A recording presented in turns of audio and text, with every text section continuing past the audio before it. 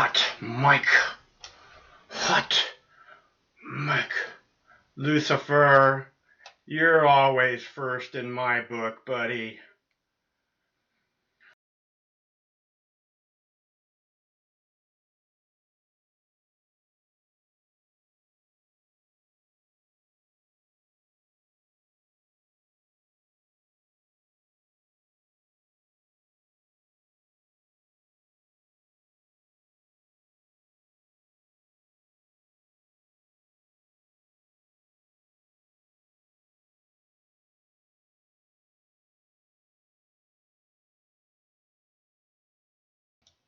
I turned my mic on and then it turned off. Why would it do that?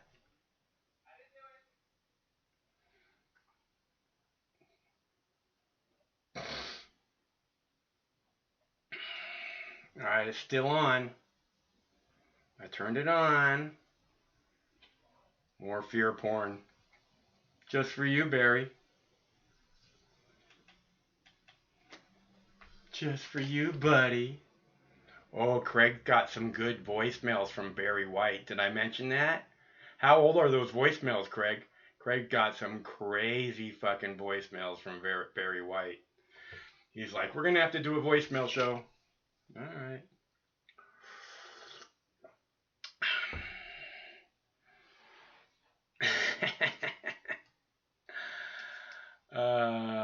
Fox News? Really? You thought this was Fox News? Why do I look like I belong on Fox News?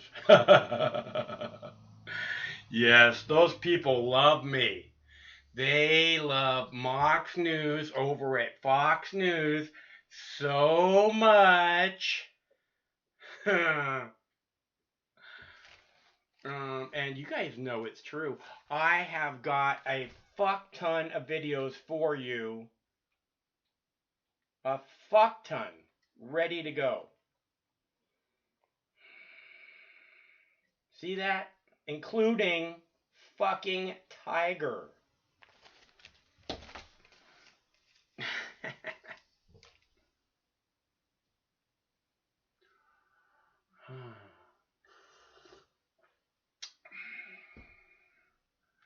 So, I saw the governor of Michigan. I have a clip of the governor of Michigan again calling the protesters racist.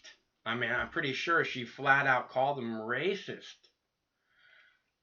The people demanding that their voices be heard in the proud American tradition, she's flat out calling them racist.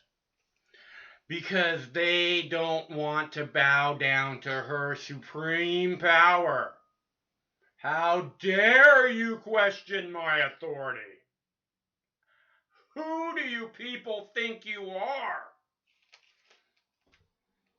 You think you're free?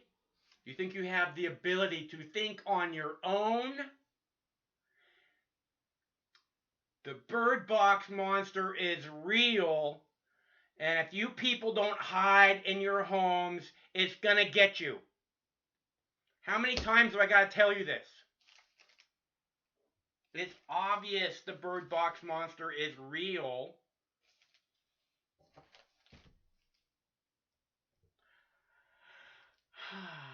Oh, and then, if the bird box monster doesn't get you, the murder hornets will. Right? The murder hornets are here, baby. And they're gonna murder you all.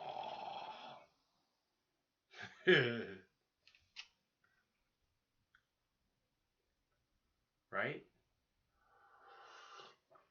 The murder hornets have come for you.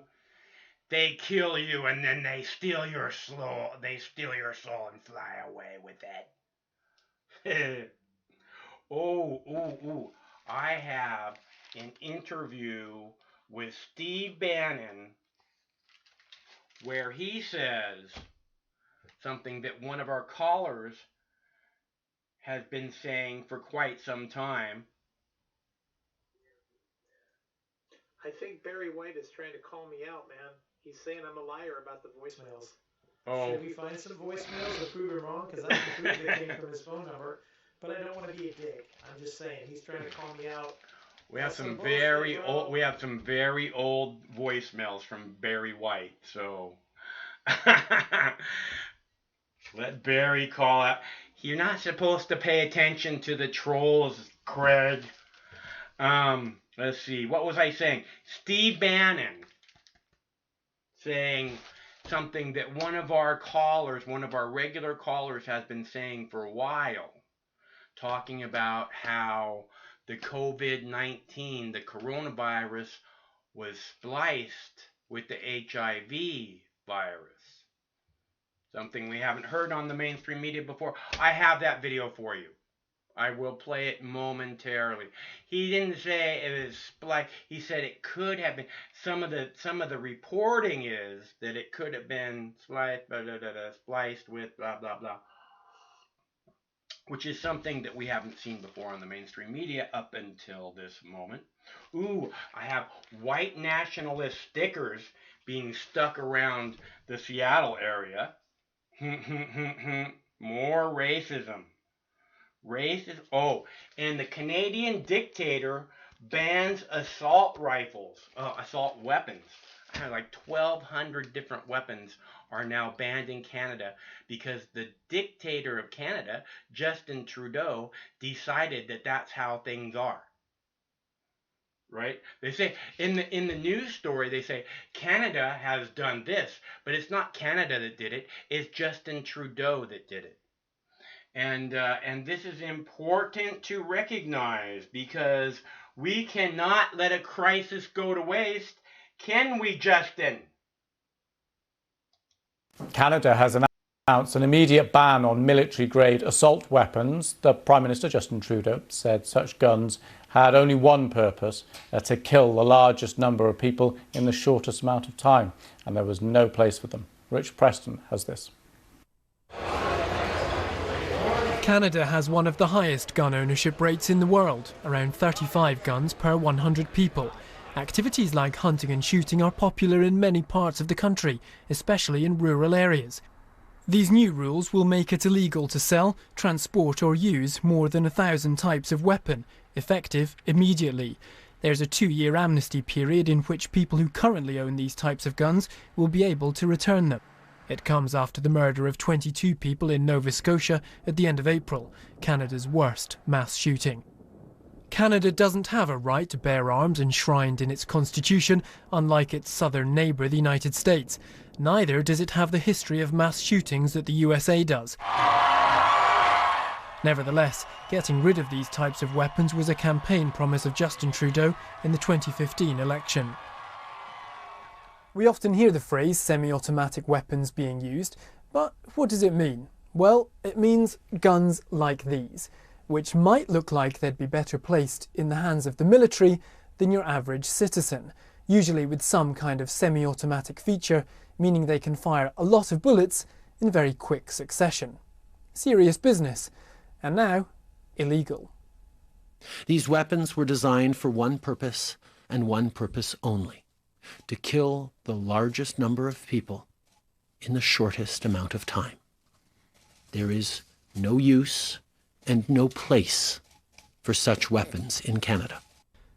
But the ban is controversial. A petition against it, started in December, has more than 175,000 signatures, and those opposed to the ban highlight that many of the weapons used in violent crime were illegally owned anyway, saying the Prime Minister should do more to stop illegal guns coming into Canada from the US instead of targeting law-abiding gun owners. Rich Preston, BBC News. I'm still here. There's my Boo Bear down by the river.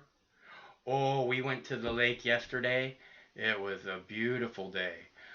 We had the nicest little hike along the lake, and dogs went swimming. They were so happy. So happy. It was a beautiful thing. So, we got that video played for you. Because, you know, what were we saying about Justin Trudeau? We're saying it wasn't Justin Trudeau who did this. It was Justin Trudeau who did this, who decided no more, No more assault. Is it assault weapons or is it military? All guns are assault weapons, right? You guys know that, right? Hey, you want me to get Dwayne on the line and see if he wants to chime in on it? I can give him a call. I don't know what's up with Dwayne. If you want to call Dwayne, call Dwayne. We need our brother from the Great White North to chime in on a Kennedy story. Either that or ETN, but I haven't seen her in chat lately, so I don't know. And she never calls. I know. We can get Dwayne. I'll give him a call. Okay. So, fuck Canada. That's a great line. From a great movie, bigger, longer, uncensored. South Park the movie. Can't go wrong. One of the greatest musicals of all time. According to people better that know musicals much better than I do. Let's see. Now there's a local Washington state city that is printing money in order to help people get through this time of need. And a lot of you guys have said, "Oh, the states can't print money. The cities can't print money. How are they going to do this?" There's a local city that's printing money, but it's apparently, I guess, it's illegal to print paper money, and I guess it's illegal for them to mint money out of metal. So they're making wooden money. So I thought you guys want to see that because I thought that was pretty cool. Wooden money being printed by a local Washington state city. Walter, thank you. A city in Thurston County getting creative to help its local economy stay afloat. Tenino will be actually using a strategy its residents used back during the Depression. They're apparently printing wooden money. The Olympian reports that the city council recently approved printing up to $10,000 worth of the wooden currency. Residents who qualify to receive the currency will be able to spend it at local businesses, and then the currency will be redeemed by the city, which will issue a check back to the business. Interesting. So I thought that was pretty interesting. Again, because you hear the states can't print money, and I guess there's this thing where they can make wooden money because Craig's grandparents used to own a theater, right? When he was a kid, he would go there during the summers and he would watch all the movies. But it's like in a little tourist town. It's kind of out of the way. But he said that they had wooden nickels. He's got a bag of them, and his grandparents would give the kids a wooden nickel, and I guess they traded in for like a soda pop or a bag of popcorn, something like that, which was really super nice, right? So he has like a whole bag of these wooden nickels, and I figured that that's probably like the loophole in the law is that they're able to print some kind of a wooden coin, for blah blah blah, for inter-merchandise trading, who knows what. But I thought it was a pretty neat story, and especially since I know about Craig's wooden nickels and stuff. And we always hear the word wooden nickel, Don't give me your fucking wooden nickels. Okay, so I got that one done for you. Now we have more video. Oh, and I have a video about Costco is now requiring masks. Now, I don't know if this is something new to Washington State only, but I know we have a caller from Hawaii, Mauian, and Mauian was saying that the Costco there was requiring people to wear masks, and I have a story now about the Costco here requiring people to wear masks, and I'm really irritated by this. Okay, number one, Costco is a subscription store. Okay, the only reason that Costco is open in the first place is because they are essential. The only reason that people are at the Costco is because they need to get their essentials. Okay, people pay money. They pay a subscription in order to be able to shop at Costco. And the Costco is turning away people who don't have a mask. You know, and this is fucking retarded because they could be giving people masks, especially people who have already paid to be able to shop at their store. So they're saying, so people are showing up to get their essentials, and which is the only reason that the Costco is open in the first place, and then they're turning them away if they don't have essentials, right? If they don't have a fucking mask, right? So and they pay to be able to shop there in the first place. I would be extremely irritated by the Costco. Again, if I was getting turned away, if I was paying to shop there, if I was there to get my essentials, and they say, well, you can't come in, I'd be like, give me a fucking mask and or get out the fuck out of my way. I pay a lot of money to shop here. The only reason you're open is because it is essential for people to be able to shop here. I am here to get my essentials. You are preventing me from getting the things that the only reason that you're fucking open. I would be so fucking pissed off at Costco. I mean, I would cause a fucking scene that they would have to call the police. That's how pissed off I would be at Costco. What really bothers me about it is that this is it's one thing for the governor to say everyone who comes into, grocery stores has to wear a mask now. I mean, obviously the governor's fucking power trips are out of control right now. But it's one thing for them to say that. It's another thing for the Costco to say this. And the reason that it bothers me that it costs so much it bothers me so much that Costco is saying this, because I see this as being the step right before them saying, oh, well, you have to have the app on your phone, the Tracer app that tracks every single step you take, every single place you go, every single person you come in contact. You must have that, and it must have a green light on it in order for you to enter the Costco. That's one step away from you have to have a mask. That's the way I see it. And this is, so it's a bunch of bullshit. And I'm very, very, if I was a subscriber at Costco, which I probably would not be, but if I were, I would be throwing a fit at the front door if they were to tell me I can't come in. Now, I carry a mask with me when I go to the store, just in case I have to have one. I have one just in case the governor says you have to have one to get in the store. I'm not going to be denied. But at the same time, I don't want to put it on. I really, really don't want to put it on. And I don't intend to, unless it's an absolute necessity for me to go shopping. But I'm very irritated at Costco about this. And they'll tell you that it's all about protecting their employees. But it's more about continuing to spread the fear.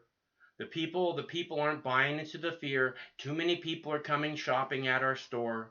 They're not buying it. We're going to have to make it so that we remind them every minute that they're in the fucking store that they should be terrified of the Bird Box monster. Right, Costco?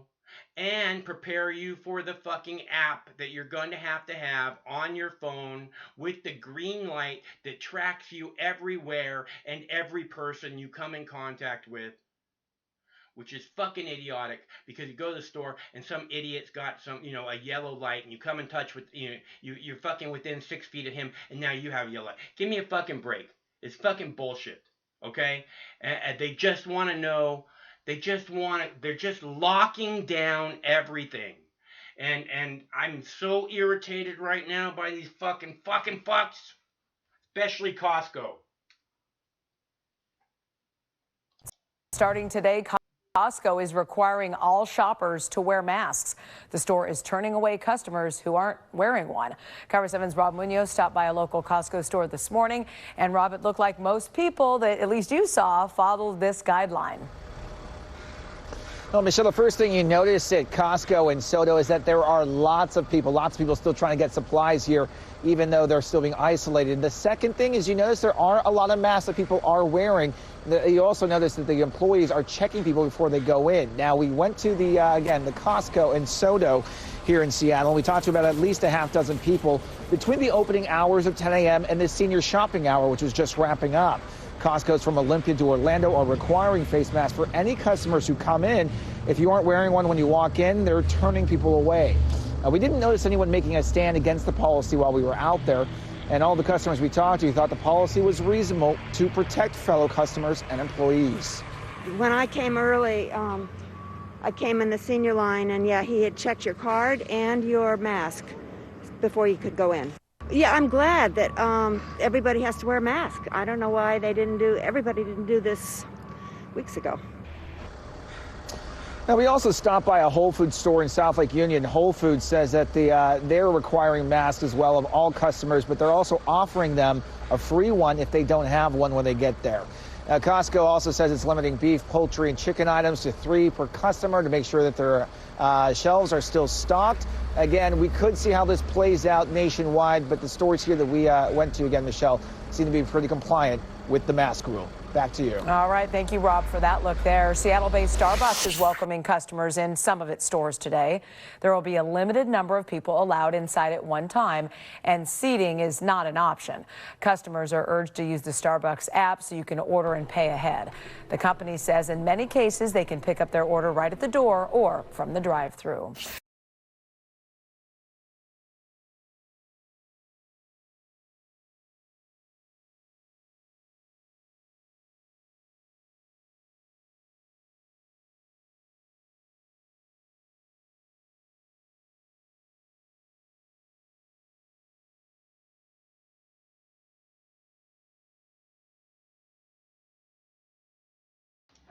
Sorry, gotta get my tea.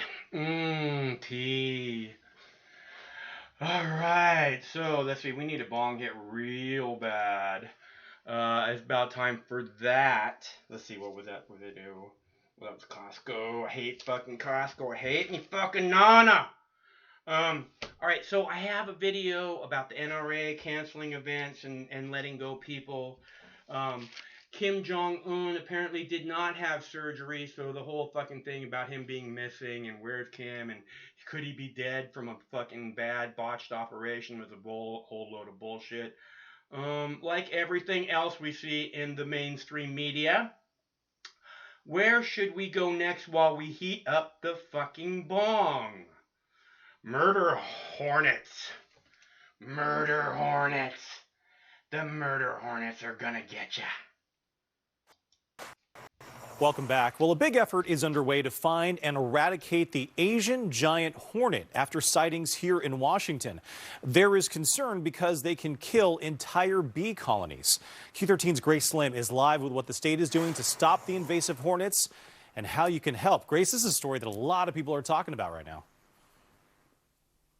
Yeah, there's a lot of buzz about these Asian giant hornets. Right now during the spring season, the Washington State Department of Agriculture is setting up traps to catch hornet queens, but it's really going to ramp up its efforts come this summer by setting up traps to capture hornet workers and is urging the public to do the same. The Washington State Department of Agriculture is asking for the public's help in trapping the Asian giant hornet after 2 sightings were reported last December near Blaine. The invasive hornet is a deadly predator to honeybees. Just a handful of hornets can destroy a hive in an hour and a half. Like the average time is 105 minutes. The hornets are not known to bother people or pets, but they will attack if they feel threatened. It's not known how they got here, but most likely hitched a ride on a cargo ship between Asia and North America. The Department of Agriculture is urging the public to report any sightings. The Asian giant hornets are usually 1.5 to 2 inches long, with a large orange or yellow head and prominent eyes, black and yellow striped abdomen, and they form large colonies that usually nest in the ground. Back in April, the Department of Agriculture set up 60 sap traps in Whatcom County to attract queens that emerge in the spring and feed on sap. And this summer, it will set up traps in 330 more sites. The department is also asking beekeepers and residents to set up bottle Seattle traps using an experimental lure of orange juice and rice cooking wine, particularly in Whatcom, Skagit, Island, San Juan, Jefferson, and Clallam counties at the beginning of July and keep them up through October. Looney says the hope is for the traps to identify hornets' nests so they can be eradicated. A researcher at Washington State University just started doing a preliminary, what we call species distribution model, where you take where a species is known to live, you look at the environmental variables that are correlated with it, and then predict where it might be when it's in a new habitat. We do that a lot for invasive species modeling to know if we need to be concerned or what we might do. This one suggests that a lot of North America will be good habitat for the wasp if we can, or for the hornet if we can control it. So eradication is really our focus. There's no reason why it won't like Seattle as much as Blaine. And if you'd like to set up a trap or report a sighting, we've got instructions on how to do so on our website from the Department of Agriculture. Live in Seattle, Grace Lim, Q13 News. Well, Grace, that is some good information right there. Thank you. I swear these people are like, let's just find the scariest shit we can and put it on TV. Ooh, people hate bees. People hate bees. Have you ever been stung by a hornet?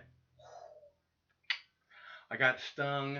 I was bending over, reaching down, picking something up. I got stung right in the middle of the back by a hornet. It felt like a piece of molten lead dropped right in the center of my back. I was like, what the fuck? Horrible. But, you know, the COVID's going to get you. And then the COVID, it gets the cats. And then the cats are going to get you. The cats are going to get you. And then the COVID, it gets the dogs. And then the dogs are going to get you. And if it's not enough that the people and the cats and the dogs are going to get you, now the hornets are going to get you too. And they're murder hornets. We're all going to die. I'm so scared right now.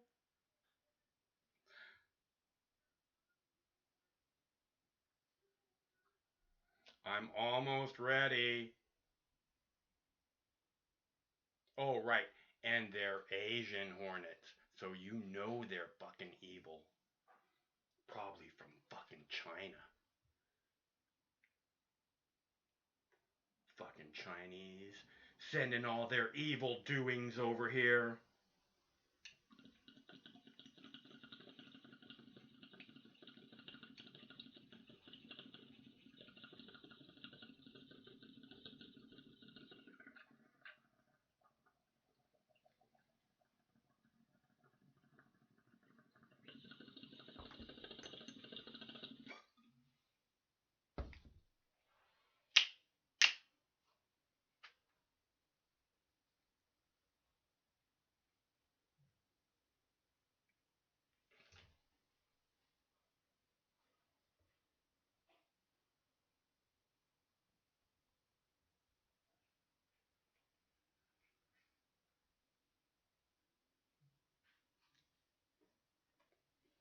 Oh, that was nice. I feel much better now. And you say, why do you call them Asian hornets? Because they're from China. Right? Why do you call them Chinese hornets? Because they're from China. Oh, right. And according to Mike Pompeo, right, Mike Pompeo is insisting that Mike Pompeo, Secretary of State of these United States, is insisting that the COVID-19 escaped from a Chinese lab in Wuhan. He's insisting that. And you tie that with the, as where last week I kept playing for you and pointing out to you that all of the intelligence agencies are insisting this was not created in a lab. And today, the Secretary of State, like the most fucking in-the-know person in the fucking world, says, oh, well, it was released by a lab in Wuhan. Okay, I think that, this is this thing. Methinks she does protest too much. I think, there's a good chance this was released by the United States, in the United States. This is why the United States has so many more cases, apparently, than everywhere else, right? Um, I mean, this is what makes the most sense this seems the most logical, right? Is that if it's as spread as they say it is in the United States, and the other numbers around the world are correct, then and I'm sure that the numbers in South Korea are correct. I'm sure the numbers out of Italy are very close to correct. I'm not sure the numbers in the United States are correct. The number in the United States seem to be I mean, we've seen doctor after doctor after doctor, or at least I have, say that they're inflating the numbers, that they're you know um,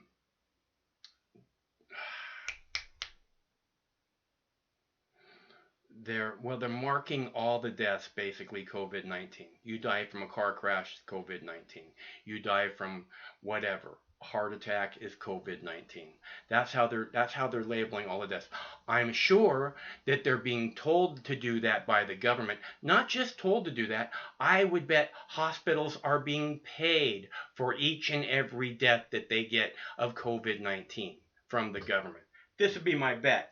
Some kind of hazard pay, just to make sure that you guys are okay. It's pure evil that's going on. And more cases because of all the testing. Yes, I see you writing that, Wilco. I see you writing it. Are you saying that them testing people is spreading the COVID? Because I could see that also. But otherwise, I mean, what you're saying is that there's just as many cases in all these other countries. They just haven't been tested properly, right? That's what you're saying. Well, I don't know that it obviously didn't start here. I don't know that. I really don't know that.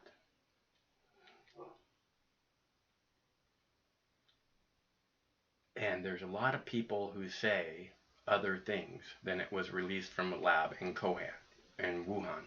But I hear what you're saying. Even if it was released from a lab in Wuhan, what really matters is that again that the numbers are overinflated, apparently. This overreach of power, of the government. And again, if we look at the Sweden model, they seem to be doing just fine. And by just fine, I mean their economy is not in the free fall collapse at this moment. And I also was thinking earlier today about this, this influx of cash, right? It's like, oh no, we have to save the economy. So let's give all the people, we'll tell the people that we want to save the people, but really we'll just try and keep the economy stable by influxing all this cash, right? So, and if giving out all this cash is good to keep things, in place for the moment while, we go, why isn't it good all the time? I mean, this is the thing about food stamps. That I've read again and again, is that for every $1 in food stamps that you give out to someone, you get $1.87 back. And that's because it hires people, and those people spend money and things like this, I mean, it's not just a matter of, those people can eat now. Hello, caller. Shalom, Michael Knight. Hey, what's up, bro? Hey, it's going great. How are you doing, my friend? I am good, too. It's a beautiful day here in Seattle. It's a beautiful day here in Southern Ontario. Right on. Well, that's a wonderful thing that we get to share. Yeah. It was kind of cold today, though. It was only like 54 American degrees around here. It's a little cool here too, but it's not gonna last much longer. No, we're supposed to get some polar vortex Yeah. this weekend here anyway. We're supposed to go down to, frost. That sucks, man. I just Wow. a bunch of seedlings outside. Yeah, no shit. Really? Something I recommended? What? No. No. Sorry, man. But hey, even my little town has a brand new cannabis store opening up. Now Ontario's just gone completely fucking crazy. Pot stores everywhere. Well, good. I mean, it's good. Yeah. It's good for people. It's good. It's freedom, Dwayne. Beyond anything else, it's fucking freedom, man. Oh, freedom to buy the kind of guns you want in Canada, huh? Well, I don't know about that. Freedom to buy ammunition and stuff like that, eh? Well, I don't know. It sounds like that's being taken away from you guys by your dictator. Yeah, Turdo. Yeah. Didn't he just decided that on his own that you guys couldn't have those guns anymore, right? Yeah, no legislation, just a bunch of bureaucrats that decided to make rules themselves. And this is our buddy Dwayne from Canada, from Ontario, in case you guys didn't pick up on that. Are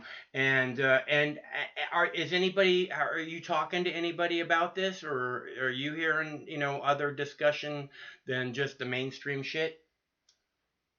About the shooting in Nova Scotia? No, about the guns being taken away. Only among the people that I know. Everyone else I talk to, like the people at work, are pretty much just brain dead people anyway. But, people in my church, they're all on it. Like, already, I'm the only, well, no, there's a couple of us in Canada in my church that don't have firearms, but the people that do are freaking out. Yeah. Now, because now nobody that I know has any of the weapons that he's listed, like AR-15s and AK-47s and all that stuff. And he basically said, as of the moment that I'm saying this, you can no longer even use these. Right. So if you own one, are you supposed to turn it in or something? No, you just can't do anything with it. And then he said legislation is going to come in the next 2 years to make you a buyback program for you to turn it in. Mandatory. Yep. Yeah. Buyback program to turn it in the next 2 years, because for whatever reason he thinks he has to go to Parliament for that, because you know what's really messed up about this whole thing, okay? Because he's in control of a minority government, okay, which means he only has like 45% of the seats. He needs one of the other parties in Canada to actually pass legislation and budgets and all that stuff, right? So he's just using his bureaucrats to actually just write down stuff that isn't even a law. Just, you cannot own an AR-15 in Canada. You cannot buy one. As of right now, you cannot use one.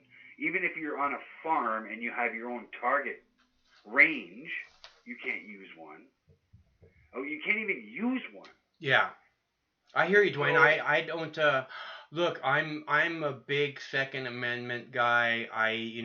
I believe that the founding fathers put the Second Amendment in there because the way I see it, they said you have the right. First, you have the right to live your life the way you choose, and second, no one will ever take that right from you. Oh, so you're all cool with opening up the country again, eh? The what now? You're all cool for opening up the country? Because you know what's really cool about... Here's something, like I live pretty close to Michigan, right? I look out my window, I see Michigan. What's really awesome about the people of Michigan, first of all, they obviously have a major fucking tyrant leading that state. Yeah, I have a video. I have a video of her in a minute. Oh yeah, she's a freak lady, man. And I listen to a lot of NPR. I don't know why, but it broadcasts out of Michigan. I get it on my radio. Sometimes I like to listen to what the retards of the world say. But they absolutely love this woman, NPR. And, the establishment seems to very much like her. Oh, yeah. And, yeah, they do. They do. Now, she might have shot herself in the foot being Biden's running mate or whatever. They're going to get rid of that little fucking pervert, eh? Yeah. Bernie never should have dropped out of the race. Yeah. The stupid idiot that he is. Yeah, it's worse than that. He was, he was the controlled opposition. He played his role exactly the way he was supposed to. Yeah, they probably already knew all this sex assault shit was going to come out anyway. Of course, Dwayne. The Are second. you serious? Is that fucked up in your country? The second. Like, you people are the leaders of the fucking free world, and you're that fucked up. You put We're up the a leaders of the free pedophile world, fucking and the most Alzheimer's important. patient to be your president. Telling you, And now man. it's gonna be mail-in voting, and this fucking perverted Alzheimer's patient's gonna win, or is he gonna pick someone like Michelle Obama, and he'll just walk into the White House and have a stroke right there in front of everyone as his VP, and then we got Michael Obama with his 12-inch cock as your president. That'd be messed. I think it's gonna be. I don't think think he's electable. They'll have to pull him before the election, dude. No, he's electable if it's mail-in ballots. Every dead person is going to mail in a ballot. You know what? Like seriously, and I'm all into this 5G stuff. You know that, right? I think I've told you this before. But you know what's really going to be really fucked up is they put all this stuff in the schools, all right? And now that the curve's being flattened with this, COVID bullshit. Fake fucking virus. Totally fake. The CDC just came out and said their numbers are twice as much as they've been lying the whole time anyway. So, this is really messed up. It's all about the 5G. They put the 5G in the school. You know what's going to happen when all these kids go back to school in fucking September and October? They're all going to start dropping dead. Then they're going to say, look what you've done. Now it's not old people dying. Now it's children. You're all going to get vaccinated. Yeah. That's what's going to happen, man. I'm calling it right here on Mox News. I can see that clearly, Dwayne. I mean, there's no doubt in my mind they would love that outcome. Like, the fear right now is over people in their 80s and 90s. Can you imagine if the fear goes down to kids that are 10 to 15 years old? That's the end of it. Yeah. You won't have any freedom if that happens. I hear you. Anti-vaxxers like me, who have children, fuck, man. I'm glad I got Jesus on my side because everyone else is fucked without Jesus. That's the way I see it, man. Unless you got a strong will and you're actually a good person. Because what's coming down the pipe, man, we're screwed. This country will never be the same. Canada's never going to be the same. They're locking it all down, man. They're locking it all down. It's a step-by-step thing. You see this, like, phased, like in Washington, they're talking about the phased reopening of Washington State. Fuck that. It's either open or it's closed. So, pull your fucking heads out of your ass and stop playing games, man. Either it's safe or it's not safe. Either there's a fucking bird box monster or there's not a goddamn bird box monster. At my work, at my job, someone came into our job and said, hey, like in this little town that I'm outside of, right? Like, there's 50 people in front of town hall saying we need to open everything up. You know how fucking stupid those people are? They want to kill everyone. So I said, it's like, wait a minute, we should open everything up. Guess who was the hated employee that day? Oh my God. And nothing but a bunch of 300-pound fucking Catholic women I work with. It sucks. That's crazy, dude. Fucking stupid-ass Catholics. Dumb as shit. They're going to take a forced vaccine. If they even said, this is the mark of the beast, take this vaccine, they'll do it. The stupid idiots. So it just pisses me off. They eat pork all day. It's just disgusting. You are what you eat. A big fatty. Bacon tastes good, full of lard thing. I can't stand these people. Bacon tastes people good, with these fucking masks are walking into Walmart. I don't know Walmart. I used to boycott Walmart, but you know what? All the family shops are shut anyway, so I gave that boycott up. Fuck it, Forget it. There's no point. Like, I had to order guitar strings off of eBay, for fuck's sake. There's no music stores open around here. Huh. That's kind of rough. That sucks, man. That just sucks. Yeah. Doesn't make any sense, dude. But, you know what? Hey, we're happy. At least you got things going on here. Our chickens are doing great. Our land is doing good. Our seedlings are doing good. I purchased a rototiller off my landlord. $200 is a kick-ass rototiller. I'm going to break up some new ground to double the size of my vegetable garden. Awesome, dude. That here, sounds man. fucking great. It is. And are you still working 5 days a week? Yep. Now my hours have been cut to about 30 hours a week, though. I'm only working 6 hours a day. Are you still going in super early? I still got a job. I'm happy about that. You still go in super early? Yeah. Well, then that means you get most of the day to spend with your family, huh? Yeah, I get off work at 2 o'clock. That's awesome. I come home and get to work in the garden for 4 hours. Nice. So, and by taking breaks too, Yeah. So things are going great. We're actually trying to move. We actually have 2 sheds now. We had them before, but we hadn't actually fixed up the other shed. We have all the chickens and ducks in one shed. But now we're fixing up the other shed, so we're going to move all the chickens fucking out because chickens are really fucking annoying, man. You know what those little bastards, there's one little stupid chicken. Okay, tell me, dude, 2 days ago, it drove me nuts, man. My wife put out these seedlings because we're trying to get them acclimated to sunlight, right? Yeah. Because we started them indoors. Yeah. And they're tomatoes and cucumbers and whatever, peppers. And if you just put them in direct sunlight, you'll shock them, and there's a good chance they'll die. Yeah, that's right. So my wife puts them underneath a picnic table and puts like a chicken fence around. Now, not a permanent chicken fence, right? Because our chickens are walking around. That's a good plan. I come home from work, and I see a chicken jump out of there. Oh, fuck, man. So I go over, and I see that it's... The chicken's like, oh, shit, he's home. I got to get out of here. It stepped on a cucumber plant, and these awesome Booth B blonde cucumbers. I don't know, Volko, check this one out. Just check out Booth B blonde heirloom cucumbers, okay? He'll buy them. I guarantee Volko will buy them. They're the best tasting cucumbers you ever had in your life. But anyway, so chicken fucking broke one of the stems, right? So it's dead. I got like 15 of them or something like that. And so I go in the house. I'm like, Jane, go fix that fence, that stupid chicken, this, that, and everything else. 2 hours later, I'm out working in the garden. My wife took off. I'm like, what's going on? And she's just gone for like an hour. I come back to the house. I'm like, what's going on? Where were you? She's like, well, that chicken got in and took out 2 more cucumber plants, took out 2 tomato plants, took out a pepper plant. Was going in there and just digging into all our seedlings. You know what I told my 15-year-old son?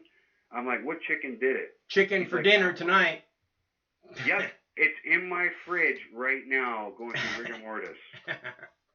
I told my son, I gave him my buck knife. I said, go kill it. It was one chicken. Out of all the chickens we have, that one stupid-ass chicken was purposely going in there to dig through our shit. Yeah. Dumbass. So, you know what? Kill it. Yeah. And sure enough, when my wife pulled out its stomach, there was fucking tomato leaves in there. Yeah. And cucumber. Oh. So, you know what? We got the right one anyway. Justice was served. And you're going to have a nice dinner a nice chicken to serve for dinner tomorrow night. Yeah, in 3 days. We have to keep it in the fridge for 3 days. Huh, why is that? Basically, as I was fixing up all the all the seedlings that, were still gone through but weren't dead or dying, the stem broken or something.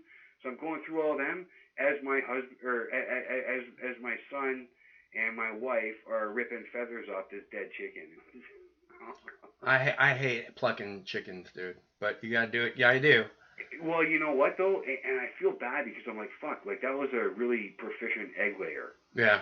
Oh well. But I've been talking to my son about maybe ditching some of the chickens that we have and getting a more heritage breed. Like we have one heritage breed, Plymouth Barred Rocks, right? Yeah. It's kind of a heritage breed of chicken. And we have these red sex links. Now, red sex links are Rhode Island Red and Leghorn Cross, okay? And they just produce tons and tons of eggs, man. Like an egg every day. But right on, that sounds awesome. I'm thinking about getting rid of the sex links and then just getting either Leghorns or the Rhode Island Reds. One or the other, Because they're bigger and they make better eggs, or no, just because they're like, it's almost like thinking like heirloom tomatoes. You can end up with heirloom tomatoes or you end up with hybrid tomatoes. You can either have a heritage chicken or you can have a hybrid chicken. You know, like think about this. This is really crazy. Okay, we have Plymouth Rocks, which are black. Okay, and we have these red sex-links, which are a cross between Rhode Island Red and Foghorn Leghorns. Okay, white chicken. So we have a black chicken, a rooster, mates with a red chicken. Guess what? We actually ended up with a white chicken.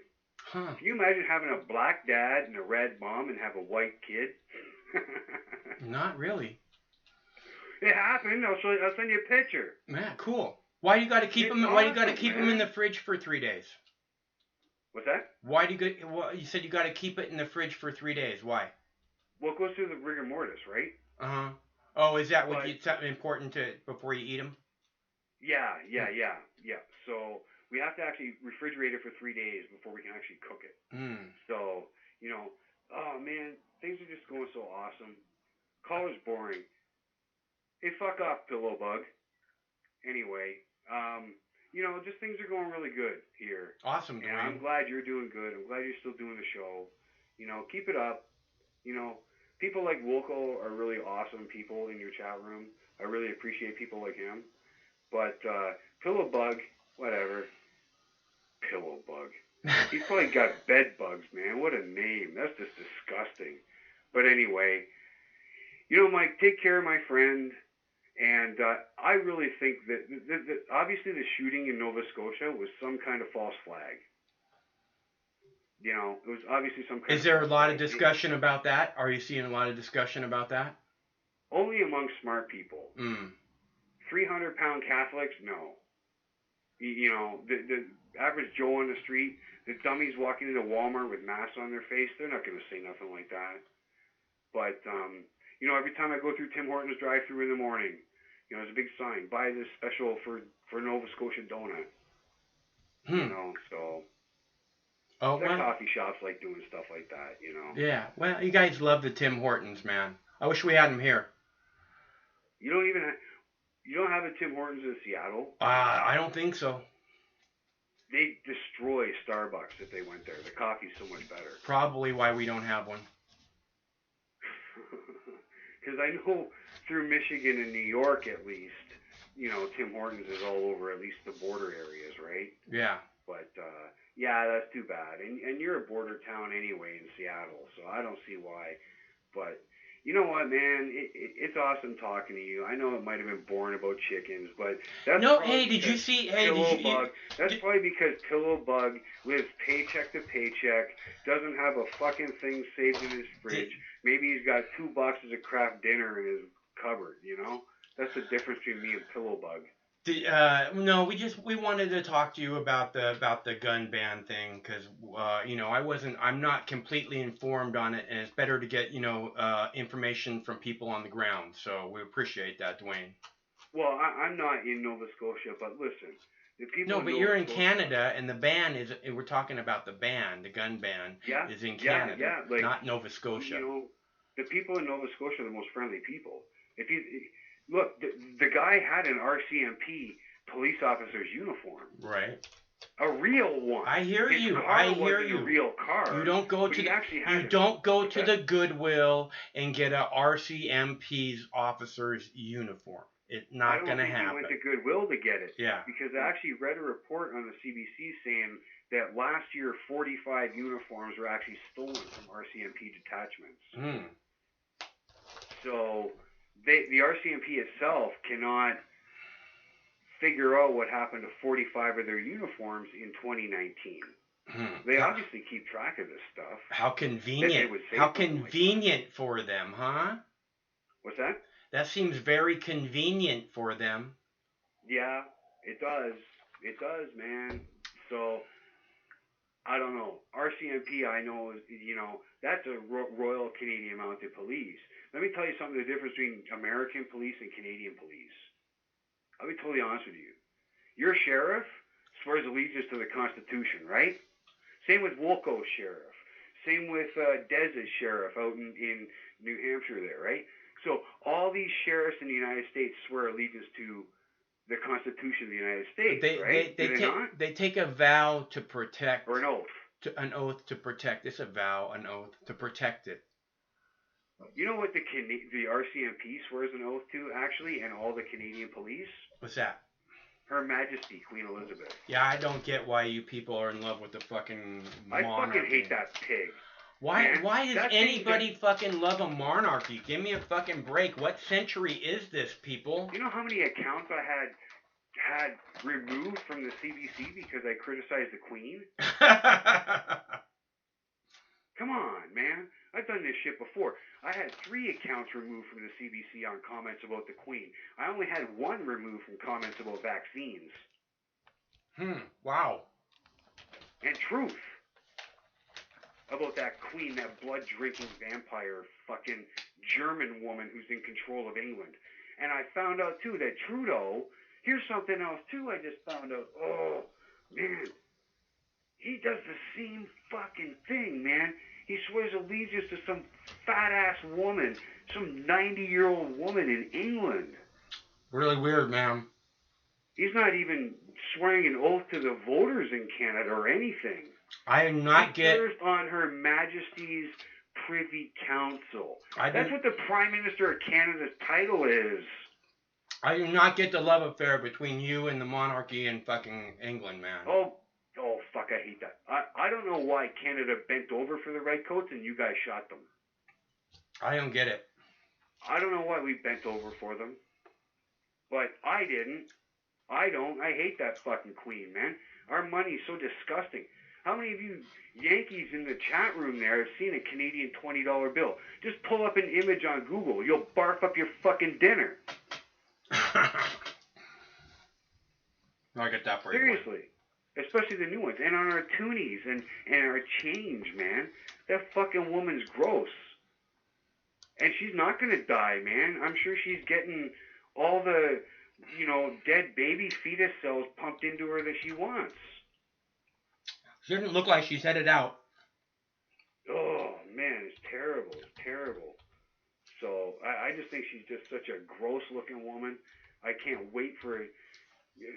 I don't know why we can't just ditch the monarchy here. And then what CBC will say, what the trolls on the CBC will say is, oh, she's just a figurehead. Bullshit. Not when you realize who's actually in control of Canada. Who's on our money? That fat fucking gross-looking thing. Yeah, check out these $20 bills. Look at that fucking thing. That's disgusting, man. That's disgusting. Again, I don't get it, Dwayne. I mean, for me, it's disgusting. That thing's made out of plastic, too. It's not even made out of paper. I think it's disgusting, too, Dwayne. I don't know why. I don't understand the Canadian people's obsession with this. It's not. It's a dying breed. It's just that they're just in control. There's not many people. I don't know. People have just been brainwashed. She's just a figurehead. She's not actually in control. Meanwhile, Justin Trudeau and all the police in this country swear allegiance to her. So weird, man. I know, man. And we don't have a Second Amendment. If you look at the Canadian Charter of Rights and Freedoms in 1982, all right, we have a Canadian Charter of Rights and Freedoms of 1982. That's when we actually got kind of like a Bill of Rights. There's no right to bear arms. Not at all. So that's what I'm trying to figure out at this point is like, all right, because I think we're kind of in the same situation where it's like, we have freedom of religion. We have freedom of speech. Not on a CBC website, but we have freedom of speech, I guess. But, it's crazy. I can't wait till they just open up everything. And I don't think it's ever going back to the way it was anyway. We're still going to be standing in lines at Walmart. Big time. Because they only let so many people in or something, or? Yeah. Huh. Well, yeah. Like I keep saying, Dwayne, what I see coming is that they're gonna track every step. You're gonna have to have a cell phone. You're gonna have to have the app on your cell phone. The app is gonna have to have a green light on it, or you don't get to go to the grocery store. I'm screwed, man. I don't have a cell phone. I'd rather go back. The government will provide a cell phone for those who do not have one. Oh, fuck. I don't want one, man. I don't want one. The Bible says that is not an option, sir. I don't want one, man. You're not allowed to leave the house without your cell phone, sir. Go back to your home, sir. I bet you this pillow bug guy in your chat, the one with all the bed bugs and the bites all over his body, he probably has one of those pay-as-you-go cell phones. He's probably, I'm not going to get into it. Fuck. That guy's telling me I'm fucking boring. That's because he's going to starve to death or eat his neighbor. It's going to be one of two things. Well, Dwayne, you have to, not pay attention to what people say. I like watching some of the comments. We go we go out and, my friends are like, we're going to put a mask on, so we go in the store. I'm like, I'm not going to put a mask on. Like, got to put a mask on, otherwise people will look at us funny. I'm like, dude, you guys have been hanging out with me for fucking 20 years. When do people not look at us funny? Give me a break. Oh, yeah, come on. I can't imagine you walking into a Walmart, man. That'd be fucking hilarious. Hey, man, I'd walk in there with you. Yeah, right? Of course. I walk in there with you and say, this is my friend Mike. Get out of our fucking way. Or get off my lawn. Back the fuck away. Yep. And you know what's really crazy? Well, I don't know. And all these protests, when there's numbers of people, the police can't do anything. I think the people in Michigan were awesome storming their capital like that. That was great. That's I think so Canada, too. Yeah, big deal. They're at Queen's Park. The difference in Canada, though, is that when they did it in Michigan, those people were armed. When they do it in Ontario, they got a Tim Hortons coffee. Well. Okay, that's the difference, and that kind of sucks. That's the difference between our. I liked what they did in Ontario when they blocked was that Ontario where they blocked the entrances to the place and they wouldn't let people in and out of the fucking building? Was that Ontario? It might have been BC. Oh yeah, see, I don't get much BC news here. Yeah. Actually, obviously the East Coast we get stuff like that. That's just terrible though. Like really, Nova Scotia is the most peaceful place in the world, and this guy just happened to manage to get a stolen RCMP uniform. I don't know. RCMP's done a lot of dirty things to people in this country in the past. They're not beyond it. They're in on the shit, Dwayne. Okay, whatever the shit is to fuck the public, they're in on it. I know that. Yeah, just like the cops here. They're not about protecting our rights, even though they take a sacred vow to do so, with their hand on the religious text of their choice, like that means anything. Hey man, it was great calling in. It was really good calling in. I'm kind of white though. Yeah, Dwayne, it's good to hear from you, man. I hope everybody's doing good where you are, and we are. You got my last email, right? Yes, I did, sir. Okay, good. Absolutely. No, I read everything you send me. I don't fuck around, man. That bloody skunk looks pretty good, man. It does, and the stinkier the better. I'm telling you, is it outdoor? Yeah, those are all outdoor. Dude, there's still time. There's still time. And you look at those. I mean, from the time you drop the seed until you harvest them, Dwayne, 63 days. That's it? That's what I wrote that in a fucking email, Dwayne. Yes, I knew that. No, I'm just trying to think. That's the same as carrots, man. It's unbelievable, dude. These things grow like you wouldn't believe. It's the same as carrots. Yeah. And they grow beautiful flowers. You'll be very impressed. Hey, take care, my friend. I'm going to listen to the rest of the show. Maybe this pillow bum bug lover is going to call in or something. I think you chased him away, Dwayne. Or he got bored with us. No, he's still in there talking shit. Oh, is he? Okay. Call the show, pillow bum lover. And let's see what kind of intelligence you have while you chew on your craft dinner over the phone. So, hey, Mike, you have a great night, and bless you, sir. Woko, bless you, my friend. It's great to see you as well. Craig, thank you, my friend. And you have a great evening. Peace, love, and happiness. Mike. Hey, Dwayne, tell Jane Mike says hi. I will. Take care. Bye-bye. Okay, see ya. Thanks for calling. Yeah, for sure. Bye. Bye. That's our buddy Dwayne from the great white north. And I thought, or Craig thought, really, that it would be good to talk to someone from Canada about the ban on the assault weapons seeing as how, we can only get so much information through the media. And my clip was actually from the British news. Okay, so I am going to play a video about, Steve Bannon talking about how, he says during this that information that he's seeing says that the COVID-19 or coronavirus could have been spliced with the HIV virus, which one of our regular callers keeps mentioning that. And I thought it was very interesting that Steve Bannon said it too. Joining me now is former White House chief strategist, good friend of mine also, Steve Bannon. Steve, thank you for joining us. We've been talking a lot on this show for the last 6 weeks. 6 weeks in a row, the topic of the monologue has been China. China lied, people died.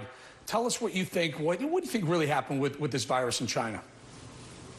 Look, there's been announced that the president's ordered an investigation by the intelligence services and the medical services. So we're going to find out over time if this actually came from the P4 or the P2 lab in Wuhan. What we do know, and the president's phrase, Eric, knowingly responsible, goes back to the Chinese Communist Party. They knew they had community spread and human-to-human transmission in December. And we know from the University of Southampton in the United Kingdom that if they had told the world at the time they had human-to-human transmission in Wuhan, 95% of the economic devastation and 95% of the people dead would have never happened. They knew about this in December. They did not inform the President of the United States when they came to the White House to sign the first phase of the trade deal that you talked about extensively in mid-January. They had the World Health Organization tweeted out on the 14th of January that senior Chinese medical officials have told them no human-to-human transmission, no community spread. They then vacuumed up throughout the world, in Europe, the United States, and Brazil, all the PPE, which is the personal protective equipment, is to protect us when they take tests. Also, those doctors in Italy, northern Italy, that were there at the front line like they were in Queens. This was, to me, premeditated murder. They're guilty of hiding this from people throughout the world, just like a biological Chernobyl. They've got to be held accountable. If we find out later from Pompeo and the president's investigation by the intelligence services that it actually came out of the lab on one of these experiments they've been doing, then all bets are off, because that's raising this to an entirely different level. So let's take it from there. All bets are off, meaning what? I've had one of my monologues. I said they owe us trillions of dollars. Do we stick it to them? Do we stick it to China and, at the risk of our own economy for the loss? That's just the financial loss. Forget about the human loss. Do we stick it to? Do we send them a bill for $3 trillion? I think it's much more than that. I believe we do that anyway, just on what we know is the chain of title of how they didn't tell us about the human-to-human transmission. If it turns out it came out of a lab and this was one of their experiments that got loose and they have direct culpability in that regard, to me, that means they are not a legitimate government, which I don't believe they are. And I think the world community has to come together and say, hey, can these guys continue on to actually rule? Right now, I think, look, if you look at our economy, basically we're $5.5 trillion a quarter. We're going to be down 40%. I think the reparations to the world are north of $5 trillion. I think it's going to be $5 to $10 trillion paid over time, and that's what we know today. If this is tied to those labs and it's tied to experiments they had going on, or, Eric, even a biological weapons program, which they've signed a treaty they're not doing. If they have been doing change of function experiments to upgrade this, to kind of weaponize these things, and listen, a Nobel Prize winner in France, the doctor who found, got the Nobel Prize in 2014 because of AIDS and HIV, and the Indian Institute of Technology, they've both come out and say, hey, they think there's something with HIV tied to this. It's man-made. So if that's the case, then to me, their ability to continue as a government, remember, the Chinese Communist Party, the biggest victims of them are the Chinese people. If this is coming out of a lab because of our investigation, all bets are off. All bets are off again. I want to stick it to them as much as you do. Steve, you've written something interesting. Russia and Iran and China getting together to blame the U.S. What were you talking about? Well, I think what's happening, you can see over the last couple of years, what keeps the mullahs in Tehran in business is the Chinese oil company and the loans from China. Pakistan, Persia/Iran, Turkey, and Russia are all working in coordination with China and their vassal state, North Korea, to control the Eurasian landmass. And now you're seeing those, and to take on the West, particularly the United States. Being a deal guy, Eric, they're very focused on removing us as the prime reserve currency. Iran, Pakistan, Russia, and China are working in unison, and China is our lead existential threat. People have to start to understand they're working in unison. You're seeing them start to blame the United States for all of this. They're sitting there right now saying, oh, this either came over from some personnel that came to Wuhan from the U.S. Army, or in fact, the United States was doing experiments. They have been at information and economic war with us, Eric, for at least the last 10, 15 years, and it's coming to a head now, I believe. It's amazing. You look at who the winners are, if there are any winners in this whole thing. You go to the Johns Hopkins website. Russia has less than 1,000 deaths, they claim. Iran has a few thousand deaths. China, where this epicenter, where this thing started, has a few thousand. And we're going on 60,000 deaths in America. Steve, you've been right on this thing all along. I want to get you back as soon as possible. Again, Steve Bannon in the War Room. Check it out, folks. You can find it everywhere. Just Google Steve Bannon in the War Room. Steve, I really appreciate your time, friend. Thanks, brother. Appreciate having me on.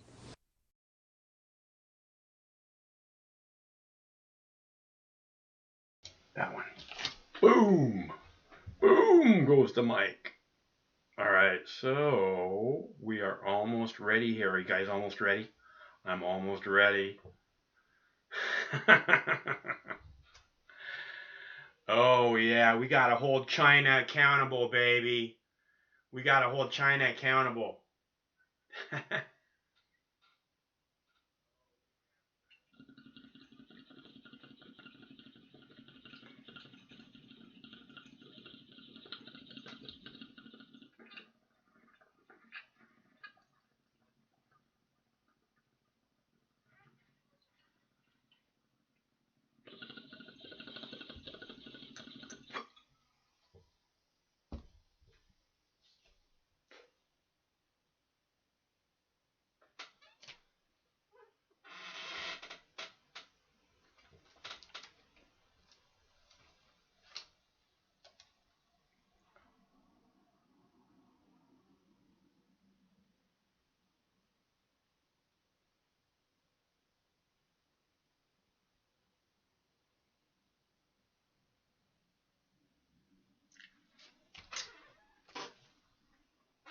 Woo!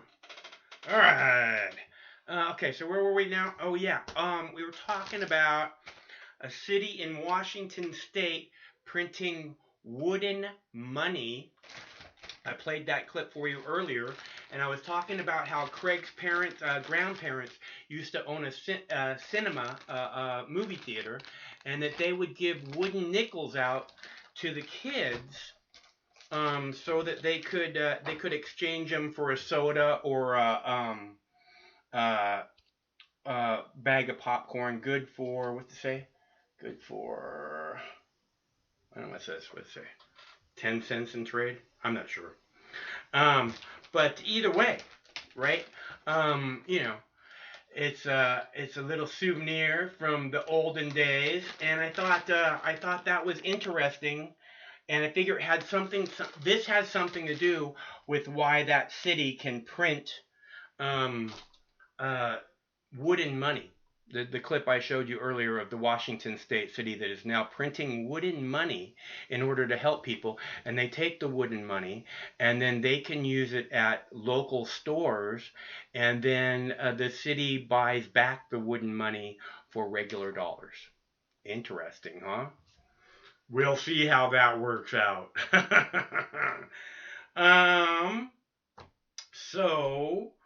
I wanted you guys to see that. Let's see, Steve Bannon, we did that one. Oh, okay, so I have a report about FEMA. There's a leaked FEMA report that says apparently in June we could be experiencing, the United States could be experiencing 3,000 COVID-19 deaths per day. 3,000 per day in June, according to a leaked FEMA report. Tonight, we begin the first week of a new month of what some fear may be the new normal for some time, with President Trump making an ominous prediction and a new report suggesting the worst may not be over. The president telling Fox News during a virtual town hall last night at the Lincoln Memorial, the death toll from the coronavirus pandemic could reach the grisly milestone of 100,000. We've seen models be wrong before, but a new model is projecting the number of deaths could approach 3,000 per day in early June.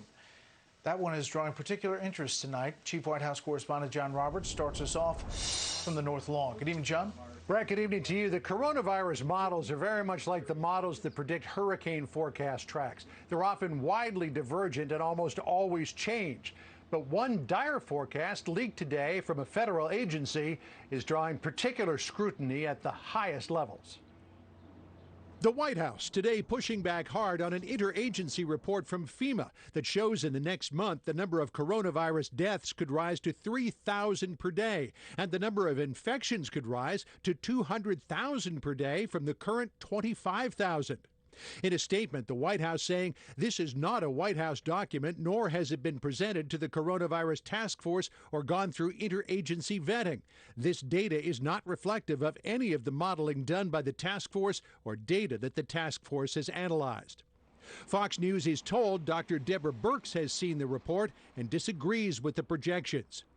But two important models show the forecasts getting worse. The Centers for Disease Control now predicting a total of 100,000 deaths in the next few weeks. The Institute for Health Metrics and Evaluation now forecasting nearly 135,000 deaths, almost double the previous estimate. At our Fox News town hall, President Trump taking notice. We're going to lose anywhere from 75, 80 to 100,000 people. That's a horrible thing. We shouldn't lose one person over this. This should have been stopped in China. It should have been stopped.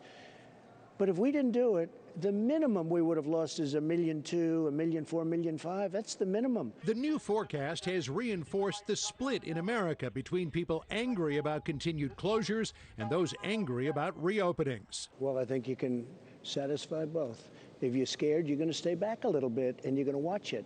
A lot of people want to go back. They just want to go back. You see it every day. You see demonstrations all over the country. But even as the new projections show more pain and economic uncertainty ahead, President Trump remains bullish on the prospect of a widely available vaccine in record time. I think we're going to have a vaccine by the end of the year. Now, the doctors would say, well, you shouldn't say that. I'll say what I think. The administration increasingly pointing fingers at China for letting the virus out. A senior intelligence official telling Fox News that as many as 3/4 of the 17 intelligence agencies believe coronavirus escaped because of a mistake at the Wuhan Institute of Virology. Secretary of State Mike Pompeo. I can tell you that there is a significant amount of evidence that this came from that laboratory in Wuhan. China firing back at the accusations today, insisting Pompeo is, quote, insane. But President Trump backing his secretary. Personally, I think they made a horrible mistake, and they didn't want to admit it. The new modeling from the Institute for Health Metrics and Evaluation does show a substantial difference from the FEMA report in the number of deaths per day. The IHME puts it at 890. At the same time, the FEMA report suggests it would be 3,000. And while that seems to be somewhat promising news, the IHME does push back the timeline for decline by a couple of months, now saying it is going to be August before we get to the end of the line here with this current pandemic. Brett? John Roberts live on the North Lawn. John, thank you. Florida is reopening under Phase 1 guidelines tonight. Correspondent Phil Keating is in Key Largo this evening. For the first time in 6 weeks, a taste of normalcy returned to most Florida restaurants. We have to keep you 6 feet apart. In-person dining at tables inside is allowed again, but limited to 25% capacity. Fatigued with the coronavirus lockdown, James Carlisle jumped at the chance. It feels nice. You get kind of tired of takeout food every day, and they do have the best breakfast in town, so it's a no-brainer coming here. In the Florida Keys and most of the state, phase one of the state's reopening began Monday morning. That includes retail businesses being able to let customers back inside and make some sales, but also at 25% capacity. Also green lighted for phase one, elective surgeries. Social distancing remains in effect and masks continue to be encouraged. Still closed are schools, bars, gyms, spas, and salons, and people are still not allowed to visit their elderly loved ones at nursing homes and assisted living facilities. Florida state parks are back open again, as are most of the state's beaches. In Clearwater Beach today, a good amount of people returned to the sand, surf, and sunshine, but authorities are enforcing proper spacing between beachgoers. A major exception to phase one are the 3 South Florida counties with half the state's coronavirus cases and deaths. That's Palm Beach, Broward, and Miami-Dade, where open marinas brought huge numbers and long lines of boaters this weekend. Florida's governor says reopening will be slow, steady, and smart. It's not going to happen overnight, but I'm confident that we can get there. So everyone just hang in there and do your part. And sundowners here in Key Largo also taking advantage of phase one reopening just an hour ago. As for the statewide numbers, Florida is now approaching 37,000 positive COVID-19 cases and 1,400 deaths. But week-to-week data show that testing is increasing. Daily new positives are edging downward, and daily death totals appear to have plateaued. Brett? I don't know if there's social distancing at that tiki bar behind you. We'll see. Phil, thank you. California Democratic Governor Gavin Newsom says the state will move into the second phase of lifting coronavirus lockdowns. Newsom says some businesses will be allowed to reopen as early as Friday. Businesses in 2 more Northern California counties reopened today in silent defiance of the governor's statewide stay-at-home order. Yuba and Sutter counties followed last week's lead of rural Modoc County amid pressure to restart California's economy. Sometimes life can be a little overwhelming. Sometimes the weight of the world can be too much to bear. Sometimes you need to stop worrying and take a deep breath. Sometimes you need cannabis. Introducing Brightside, high-quality cannabis delivered right to your door. Brightside offers an extensive menu of strains and products to meet your needs. Choose the experience you want, and we'll send you the dankest herb, the real sticky icky, some top-shelf marijuana. If you like what we send you, keep the whole jar. We'll even include some nugs for you to blaze. As part of Discovery, you'll get to try new strains and products. Side effects may include euphoria, increased appetite, uncontrollable giggles, elevated sensitivity to musical dopeness, and reduced anxiety. Tetrahydrocannabinol may also induce feelings of existential well-being and relentless optimism. With a Brightside subscription, you can get it once a month, once a week, or whenever you want, all at a price you'll like. And yes, this is a real company. Do you know who I am? You're the wizard. Ask your doctor if cannabis is right for you. It probably is. Keep it Brightside.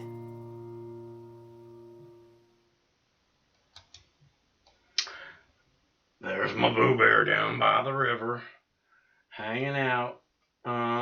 Okay, and you see this? Again, I was saying this thing, phased in, opening, phase back, freedom, phase back, economy, phase. You're going to see this phase, phase, phase. This is going to be one of the catchwords here, phase, phase, phase, phased in, phased in. We have to phase it in so a whole bunch of people don't die. And, you know, if I could just believe these people, you know what I mean?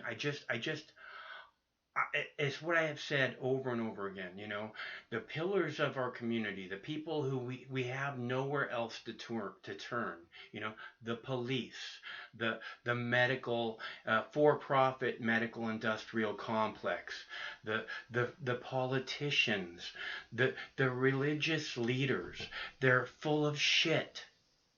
They're all completely full of shit, and we have nowhere else to turn, you know, and we look at these people and we try to get, like, we want to believe in them. It's like I said, we all want to have cops that are like we can look to like they're heroes. We all want that. I guarantee you, every black mother in this country wishes that she could look at every single fucking pig in this country as if they were the best hero in the world. Their favorite superhero ever. They cannot. And neither can you or I. And it's so fucking garbage. Because the good people, the working class people, the backbone of this country deserves better. When they go out of their way to tell us this wasn't created in a lab, big letters across the center of the screen.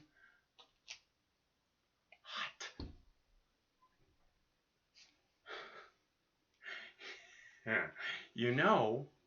When they do that, they're full of shit. I mean, they were full of shit before they started, and now they do this, and they make a big deal out of it. They're full of shit. And what they're trying to say is, no one would create something like this in a lab. We would never do that. We don't have hundreds of these labs creating far worse things all over our country and around the world. We would never fund something like that with the good people of this country's hard-earned tax dollars. We would never do something like that. Right? And this is the problem. I mean, you can see it and the more they try to brainwash you, the more obvious it becomes, the more desperate they are.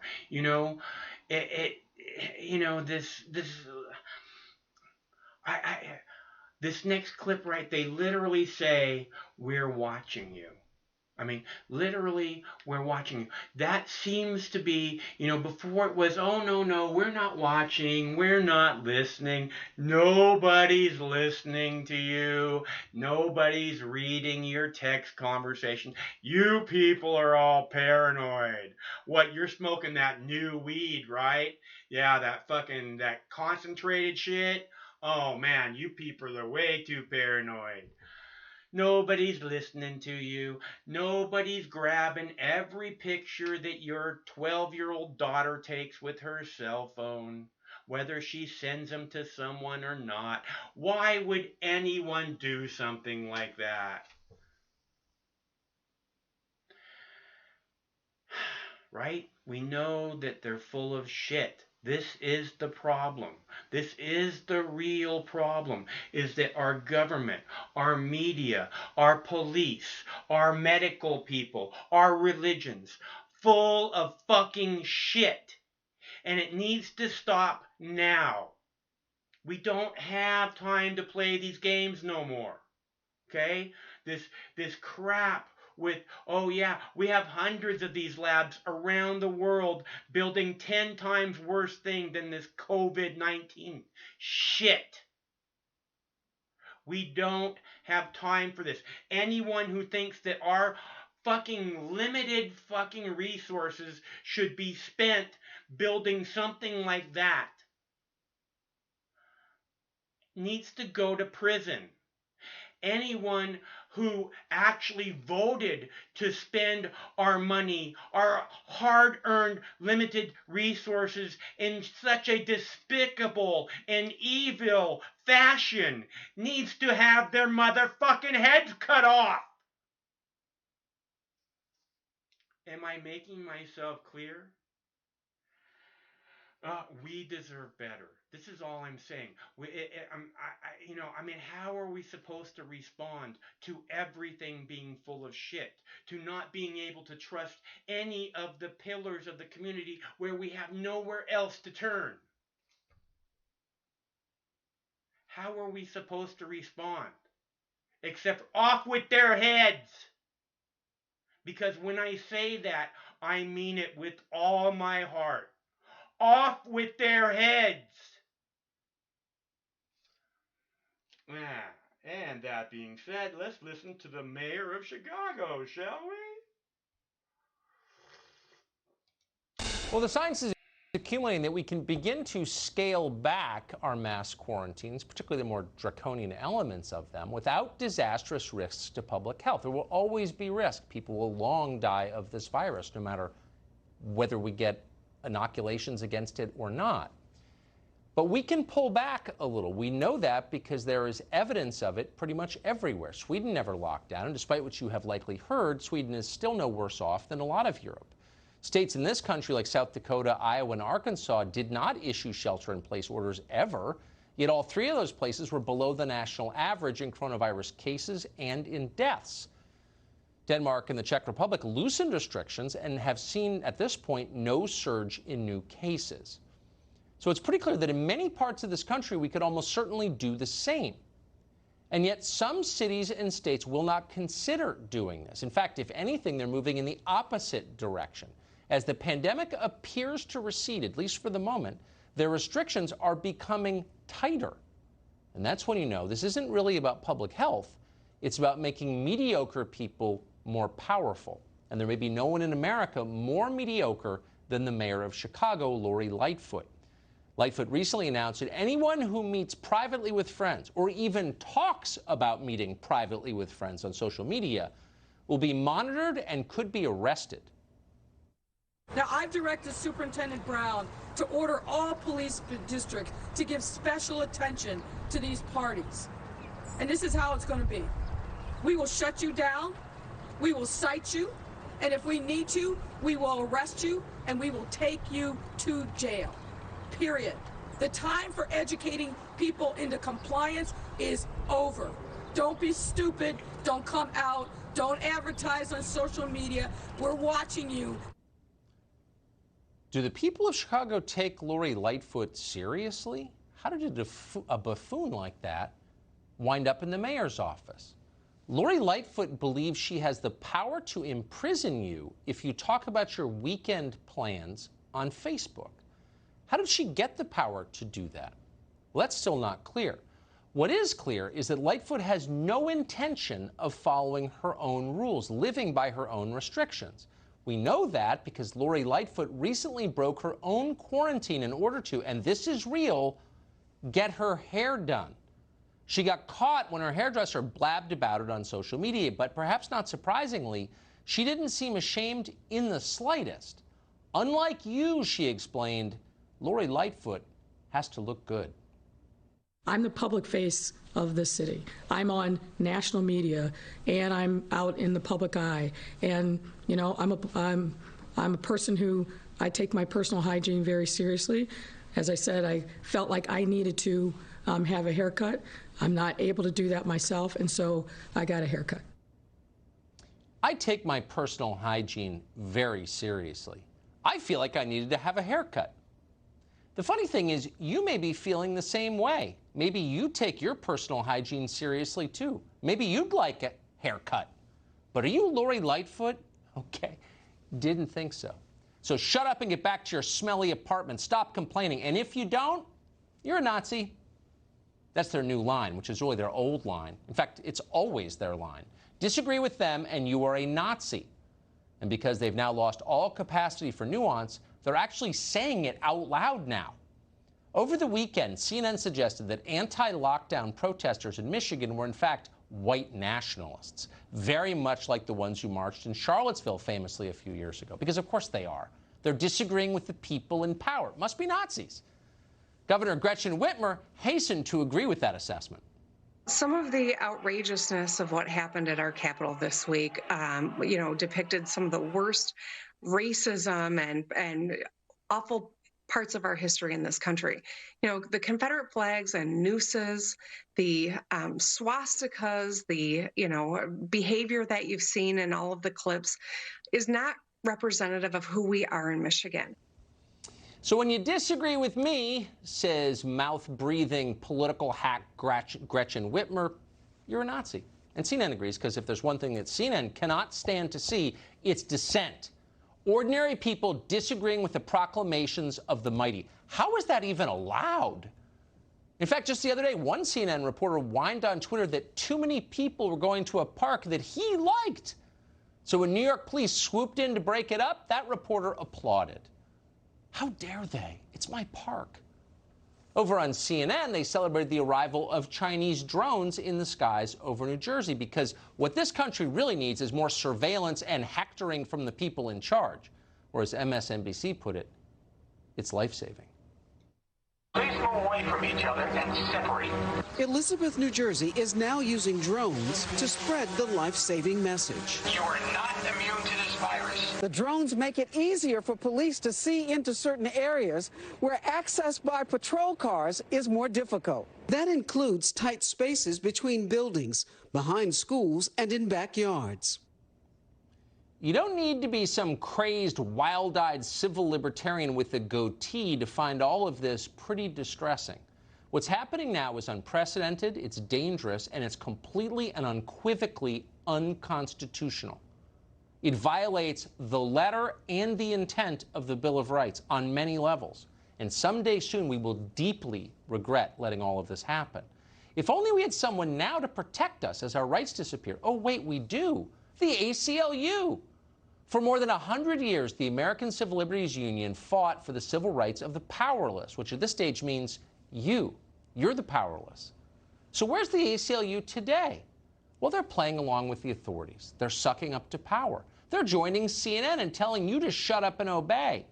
As freedoms vanish across this country, the ACLU has filed dozens of lawsuits, not on your behalf or on behalf of the Bill of Rights, but demanding mail-in voting to abet voter fraud, demanding the release of more criminals and illegal aliens. Their website boasts about this at length.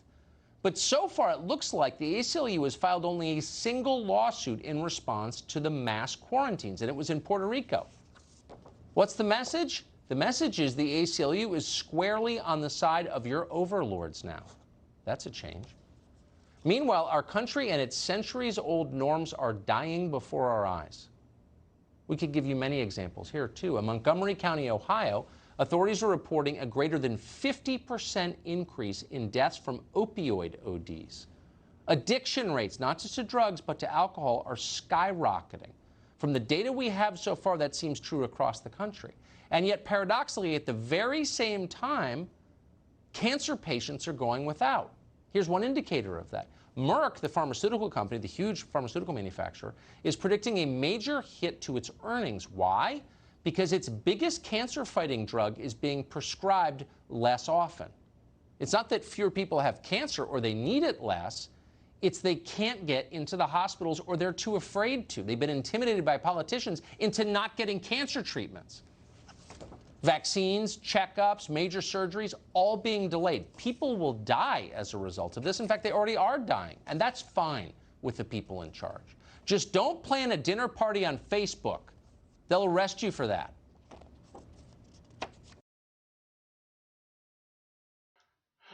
Okay, so, I wanted to play another clip real quick here because I've been waiting to play it for a couple days, and I wanted you guys to hear it, see it, know it exists. I've been talking about it, but I haven't played it for you, so I thought I'd play it for you now. Israeli hospital to begin treating coronavirus patients with cannabis, by Deborah Danan on April 25, 2020. Tel Aviv, an Israeli hospital will begin testing COVID-19 patients with medicinal cannabis, which is known to have antiviral properties, as part of a new experimental treatment. Researchers are investigating cannabidiol, the non-psychoactive component of cannabis, also known as CBD, can slow down the spread of the virus and stop moderate patients from turning critical. Dozens of COVID-19 patients in moderate condition at Ichilov Medical Center in Tel Aviv are expected to be treated. Barak Cohen, a senior anesthesiologist who is in charge of managing the hospital's coronavirus response, stressed the treatment would alleviate symptoms by using a component of the cannabis plant that is considered safe and non-addictive. Separately, researchers at Tel Aviv University have begun developing a CBD-based drug that has been shown to be effective against inflammation for coronavirus-infected lung cells. The Technion Institute of Technology in Haifa is also working to develop two complementary drugs based on various cannabis strains to fight the virus. The first will attempt to reduce the patient's immune response, while the second aims to slow down the course of the disease by lowering the expression of the receptor, a protein that allows the virus to receive and release substances outside of the cell. Our lab has been approved to operate as a coronavirus lab, and we are currently promoting 2 studies based on existing cannabis studies, Professor Dudi Mary, who is leading the Technions team, told Calculist. First, we will try to identify the plant's immune cells that are capable of suppressing the immune response to the coronavirus, which causes inflammation and disease. Cannabis plant molecules have the ability to lower the immune system response without suppressing it entirely, thereby providing better complementary treatment than steroids, which completely suppress the immune system. The second study, Mary, will be conducted on the receptor which allows the virus to inject its genetic expression into human cells and proliferate. There is a process that examines the effect of cannabis molecules on proteins as well, he explained. We are now examining which ones are relevant to the same receptor, with the goal of lowering its expression, making it difficult for the virus to enter the cell and proliferate.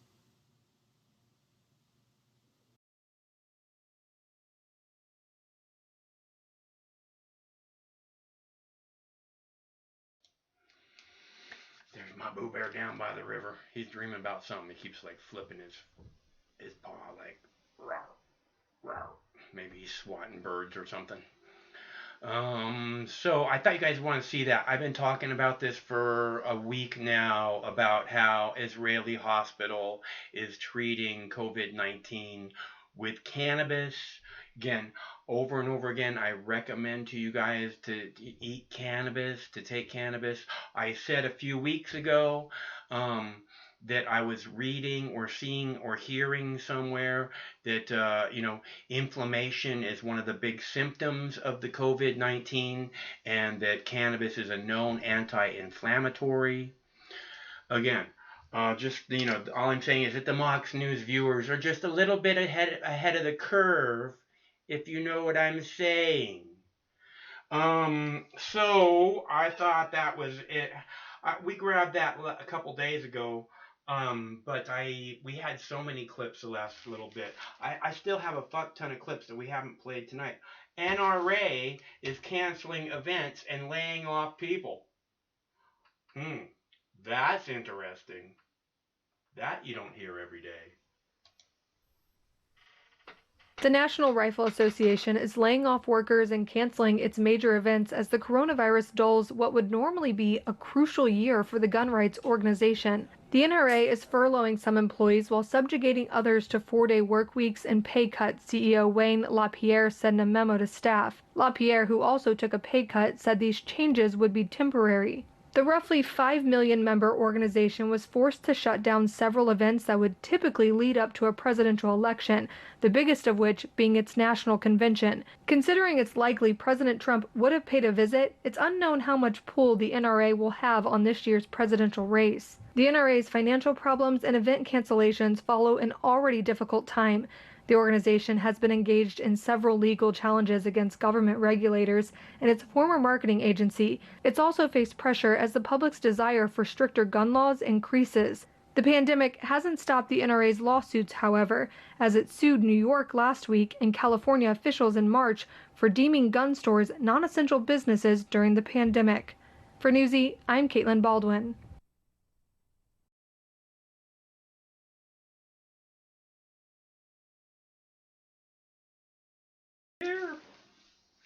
I'm right here. And there's my Boo Bear.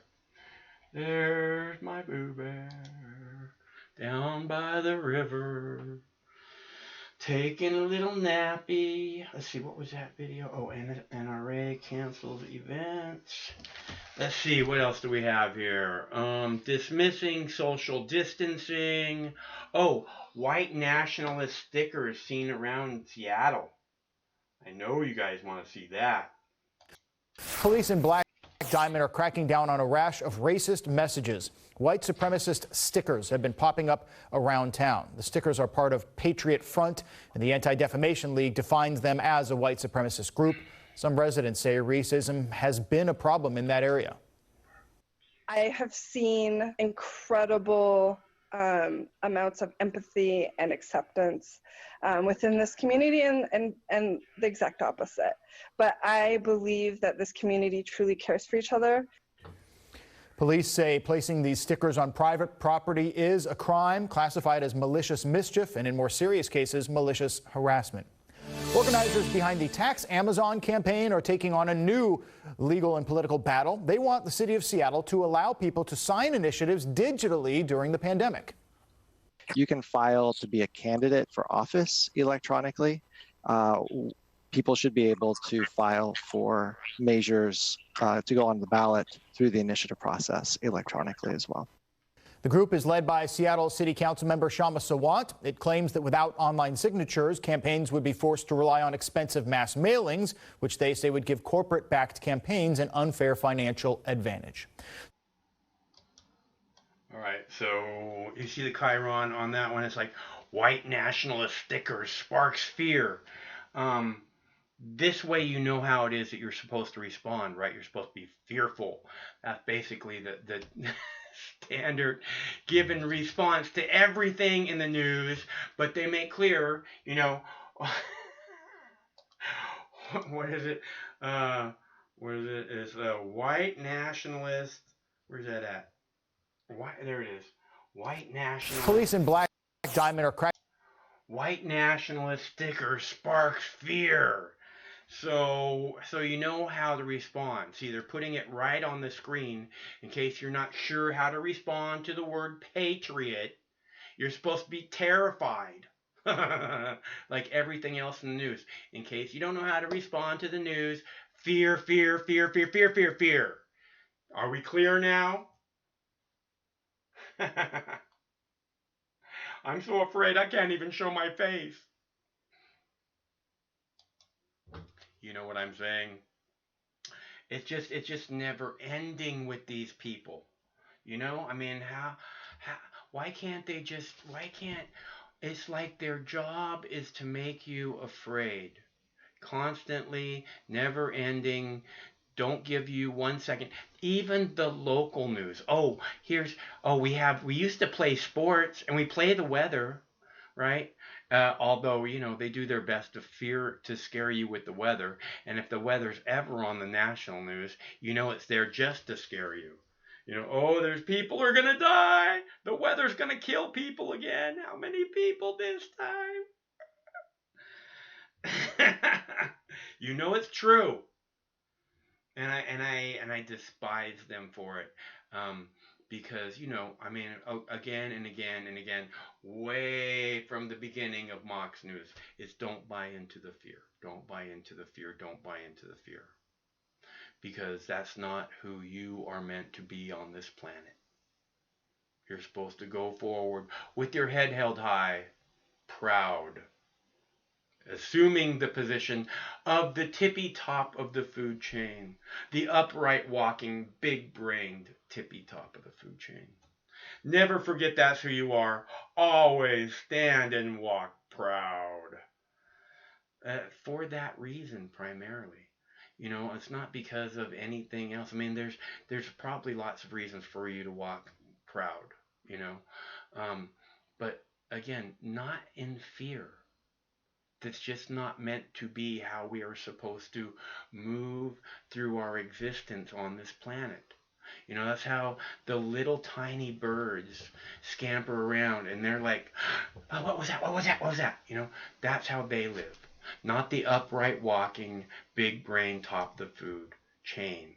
That's not how you're supposed to live, no matter what the programming is telling you.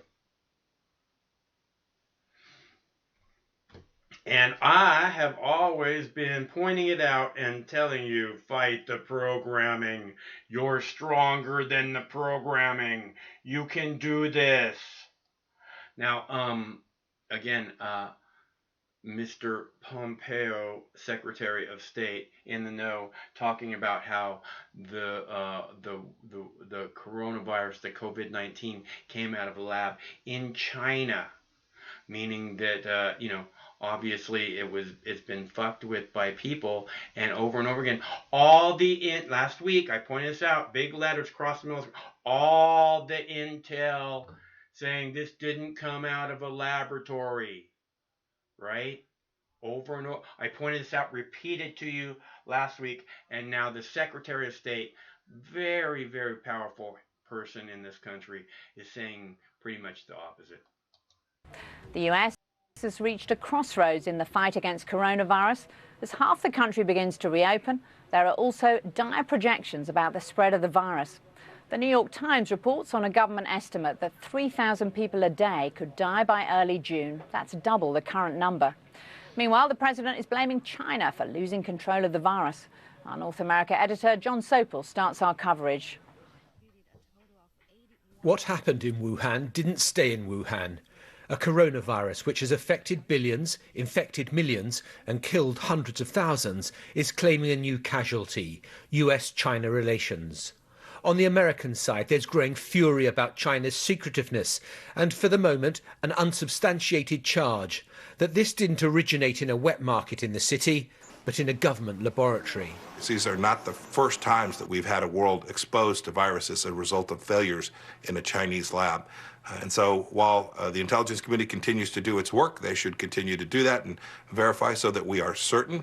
I can tell you that there is a significant amount of evidence that this came from that laboratory in Wuhan. The words from America's top diplomat seem designed to cause maximum offence to the Chinese. The president last night said they'd bring forward evidence at the right time. And my opinion is they made a mistake. They tried to cover it. They tried to put it out. It's like a fire. You know, it's really like trying to put out a fire. Against the backdrop of the Lincoln Memorial, Donald Trump again raised the potential death toll in the US to as many as 100,000. But each time he does that, so it brings fresh scrutiny of his own erratic handling of the crisis. With an election 6 months away, having someone else to blame, the Chinese, the World Health Organization, has become politically essential. But this is about much more than electoral politics. There is growing unease in the White House that China has become way too powerful on multilateral bodies like the World Health Organization and World Bank, and that America needs to reassert itself. The coronavirus pandemic is becoming a defining, and some would say deeply unsettling moment in the relationship between the world's two economic superpowers. Last week, stock markets fell sharply on the threat by Donald Trump to take unspecified retaliatory action against the Chinese. But China is giving as good as it gets. We discovered a new virus. This cartoon lampooning the Americans was posted by the Xinhua news agency in English. The virus is killing doctors. Typical third world. It's airborne. It'll magically go away in April. The deterioration in relations has been rapid. This was Donald Trump in the early stages of the outbreak. President Xi loves the people of China, he loves his country, and he's doing a very good job with a very, very tough situation. The president used to talk extravagantly about his great friend President Xi, about their wonderful relationship. You don't hear much about that now. John Sopel, BBC News, Washington. Well, for more on the new estimates about the spread of coronavirus here in the US, I'm joined by Dr. Richard Besser, President and CEO of the Robert Wood Johnson Foundation, who's advising New Jersey on how it can safely reopen. Dr. Besser was acting director of the Centers for Disease Control. Thank you so much for being with us. So, Dr. Besser, what do you make of this new model closely watched by the White House, now suggesting 135,000 people could die in the US by August? Yeah, you know, I tend to not react to new models. Models can give you a sense of where you need to focus and what needs to be done. But the true number of people who have died from this is far higher than what's been reported. And we have a say in terms of what the future looks like for this virus. You know, as states are looking to reopen economies, they need to do it slowly, carefully, based on the best public health science, or we're going to continue to see, Black Americans, Latinos, people of lower income just hit so much harder by this pandemic. And we are seeing some states reopening, like Iowa and Texas, as their cases are ticking up. Does that make sense? It doesn't make sense. And the other piece that doesn't make sense to me is that if you really want to do this carefully, we need more data. We need more testing available, not just of people who are really very sick and may be hospitalized, but for mild cases, because while those individuals are going to do fine, they could still spread this in communities. And the other piece we need to look at is the data need to be broken down by race and ethnicity, not just in terms of cases and deaths, but testing. We need to see who's being tested and who's not, so we can track this virus through communities and make sure that the protective measures that are needed are getting to the people who are doing the essential work to keep our economy going. Scott Gottlieb, the former head of the Food and Drug Administration, says that efforts to mitigate the spread of the virus didn't work as well as expected. Would you agree with that?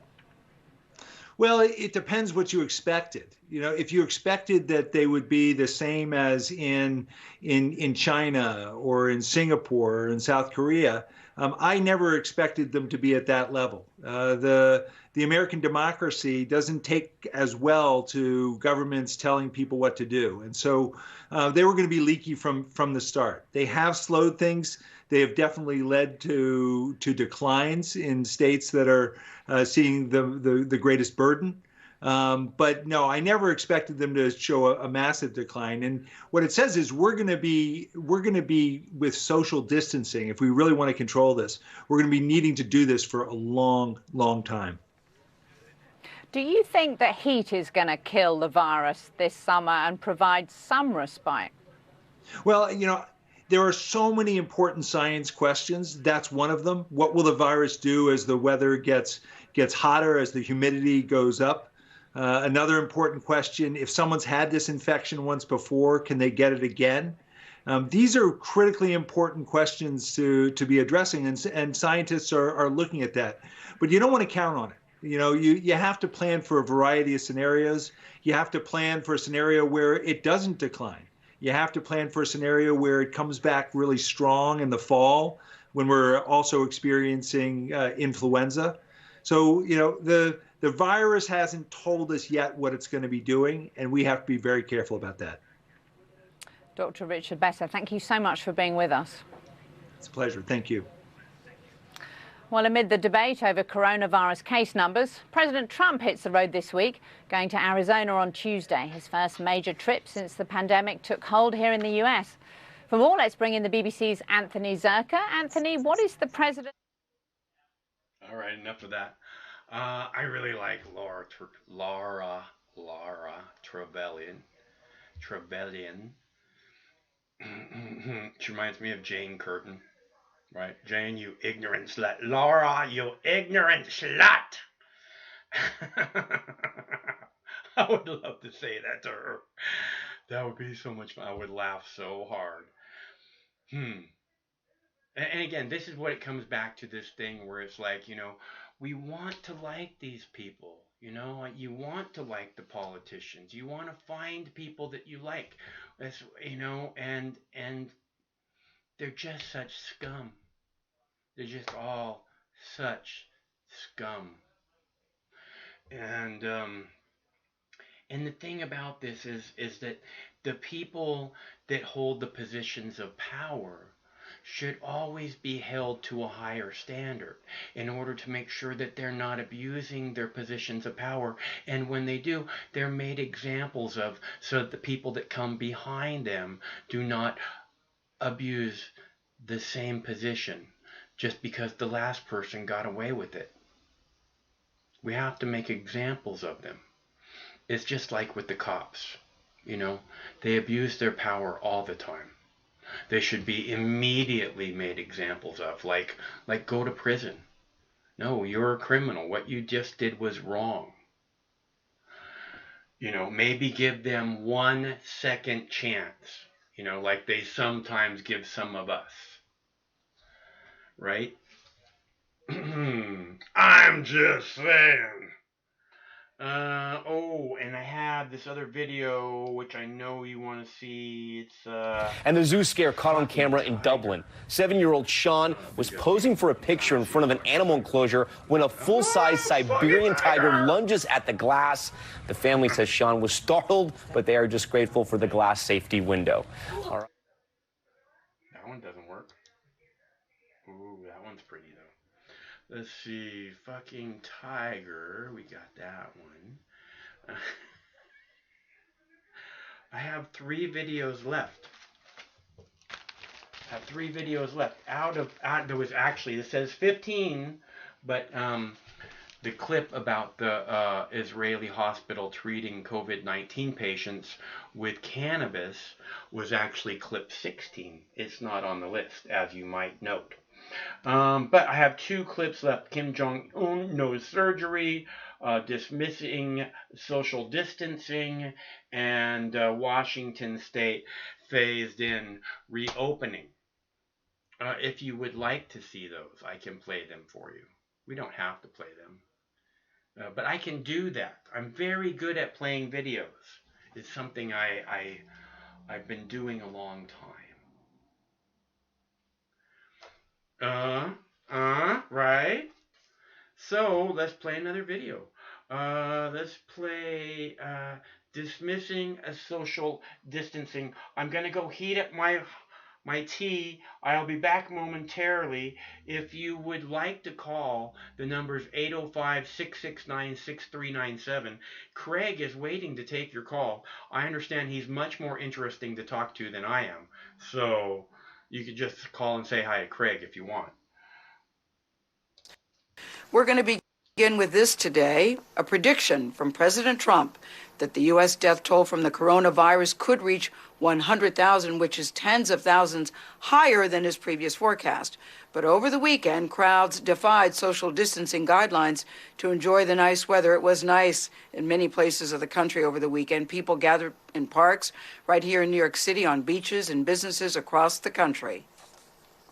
The number of coronavirus cases continues to rise all across the nation. More than 54,000 new reported cases over the weekend, and that raised the total above 1.15 million. Nearly 3,000 more people died from the virus, raising that number above 67,000. David Begnaud is in Central Park for us near a temporary hospital that opened last month. David, good morning. Tony, good morning. The temporary hospital was set up by the group Samaritan's Purse in conjunction with Mount Sinai Hospital, but the hospital has not been overwhelmed. So as of today, Samaritan's Purse will stop accepting patients here at the field hospital in Central Park, and they will start the process of closing and bringing down these tents. That's the good news. But get this, on March the 3rd, there were 9 coronavirus deaths in the United States. As of May the 3rd, there were 67,000 deaths in a 2-month period. Now, curves are being flattened around the country. That's the good news. And as the weather gets nice, people are turning out. But people turning out is bringing a lot of concern for officials nationwide. This is what it looked like in New York City over the weekend. The weather was really nice, and so 2 of the places people went were to Central Park and the Christopher Street Pier. There were a lot of people without masks. You wear the mask, not for yourself. You wear the mask for me. It's a sign of respect to other people. Crowds also gathered on the National Mall in Washington, D.C. to watch the Blue Angels and the Thunderbirds soar overhead. And on the beaches in Florida and Texas. It came to a head in Illinois, where yesterday the state confirmed nearly 3,000 cases in 24 hours, its highest number so far. Hundreds of people attended large parties in Chicago over the weekend, in direct defiance of Mayor Lori Lightfoot's threats to stay at home or risk being arrested. At one of them, 5 people were shot. That just 1 week after social media captured hundreds of people gathering at 26-year-old Janelle Wright's home while his mother worked a 24-hour shift as a first responder. In an interview on Sunday, he apologized. I apologize to the mayor, and I apologize to the government and the governor. And I really apologize to my mother. Elsewhere around the country, some business owners are defying state orders. Take California. Gym owner Jacob Lewis welcomed back customers on Friday, railing against Governor Gavin Newsom's orders to stay closed. I'm not closing. They can find me every day if they want. I'll let them pile up and I'll take it to the federal court and I'll take Newsom to court too. Meanwhile, protesters from Maine to Oregon, New Hampshire to Kentucky continue to challenge those stay-at-home orders. A lot of people say it's an assault on their civil rights. Yesterday, White House coronavirus coordinator Dr. Deborah Birx expressed concern that some protesters are not practicing social distancing or wearing masks, pointing to protests at the Michigan Capitol last week. If they go home and infect their grandmother or their grandfather who has a comorbid condition and they have a serious or an unfortunate outcome, they will feel guilty for the rest of our lives. In some places around the country, there's an order that people wear masks when they go inside businesses, but some people are pushing back against that violently. Get this, in Stillwater, Oklahoma, the mayor says that a business owner was threatened with by someone who had a firearm because they didn't want to wear a mask inside of a business. So the mayor overturned the order, no longer requiring people to wear masks inside businesses there. Anthony? David, thank you. President Trump says he is very confident there will be a coronavirus vaccine by the end of the year. He appeared at the Lincoln Memorial last night on a Fox News virtual town hall as he defended his handling of the pandemic. He also sharply increased his estimated death toll in the U.S. Paula Reed reports from the White House. Last week, President Trump said up to 70,000 Americans could die from the coronavirus. But last night, he increased that estimate. We're going to lose anywhere from 75, 80 to 100,000 people. That's a horrible thing. His top health officials say the number could actually be up to 2.5 times that. Our projections have always been between 100 and 240,000 American lives lost, and that's with full mitigation and us learning from each other of how to social distance. But the president is still pushing to reopen the country.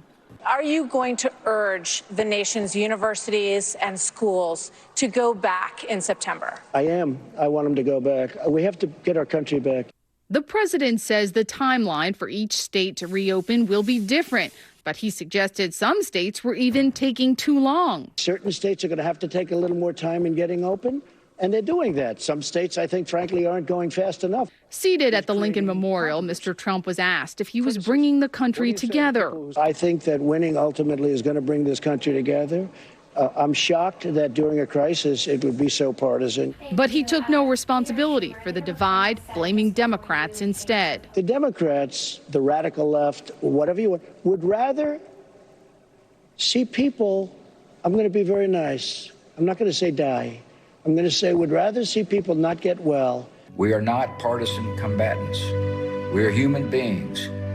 Over the weekend, a call for unity came from former President George W. Bush in a video message. They let us remember how small our differences are in the face of this shared threat.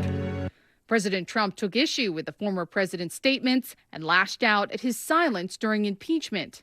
With the number of deaths rising and more Americans losing their jobs, the president is once again laying the blame on China. My opinion is they made a mistake. They tried to cover it. They tried to put it out. It's like a fire.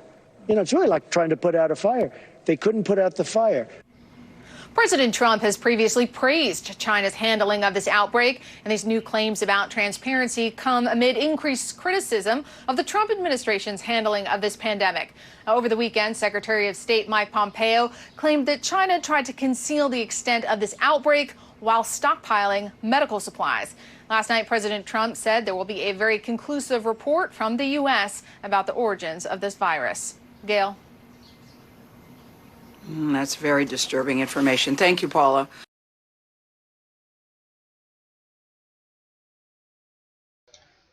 All right, so now one of these things I keep seeing in these clips of the elite talking about, you know, what's happening, what we have to do moving forward, this kind of stuff. One of the things, like I played a clip earlier. I played a clip earlier from the BBC, and I believe the French President Macron was on that clip. And he made a speech earlier today, or in the last 24 hours. And in the speech, he just looks like he can't stop fucking smiling. You know what I mean? Like he's trying to keep his smile down, but he can't stop fucking smiling. You know? And Tucker says, you know, that these fucking leaders, they just love this fucking unadulterated power to just say whatever, and that's the law now. You know, they love it. And I know that there's more to it with fucking cunts like Macron, you know, because he's always just been a twat his whole fucking life. But there's got to be, you know, I just see in these people, it's like no fear, number one, that anything's gonna touch them, right? The economy collapsing, the food fucking chain collapsing, all this fucking fear, the honeybees all dying, everything fear. It doesn't seem to touch these people.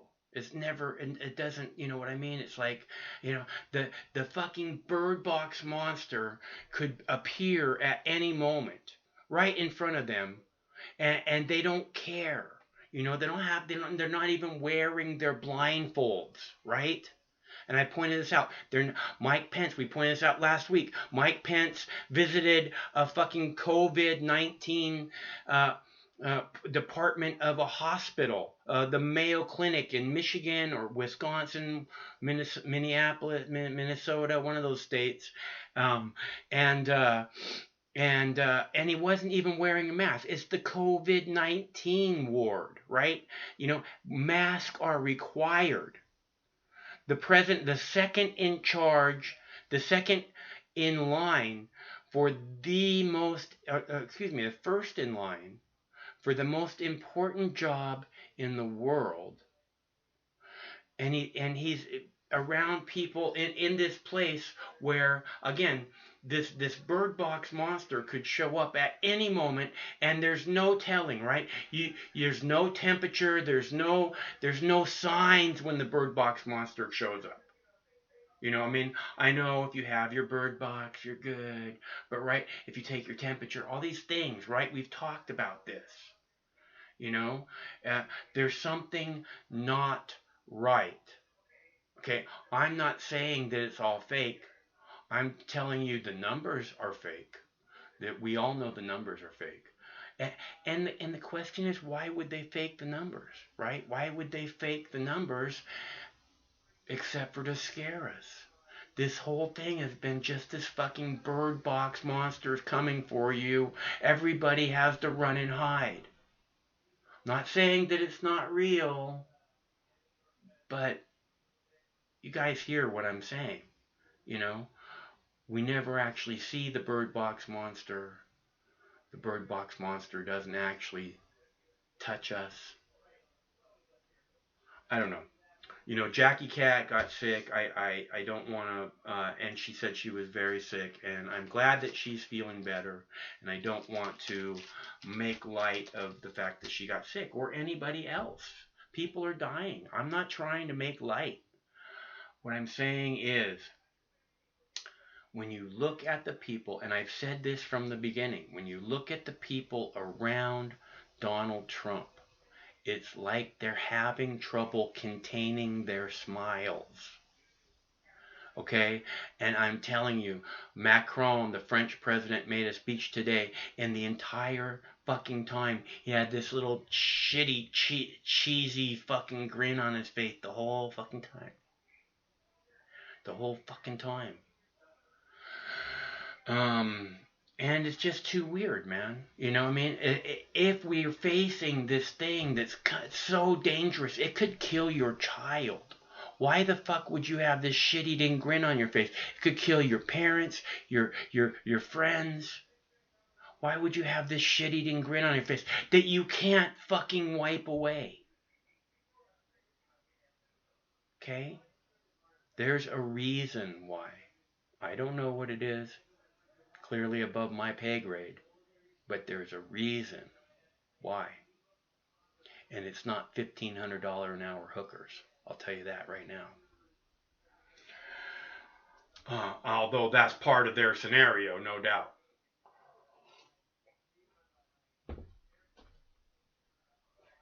All right, so let's see. There was something else I wanted to play over here, and I forgot what it was. I had it just a second ago. Oh, right, I want to play this. That's not there anymore.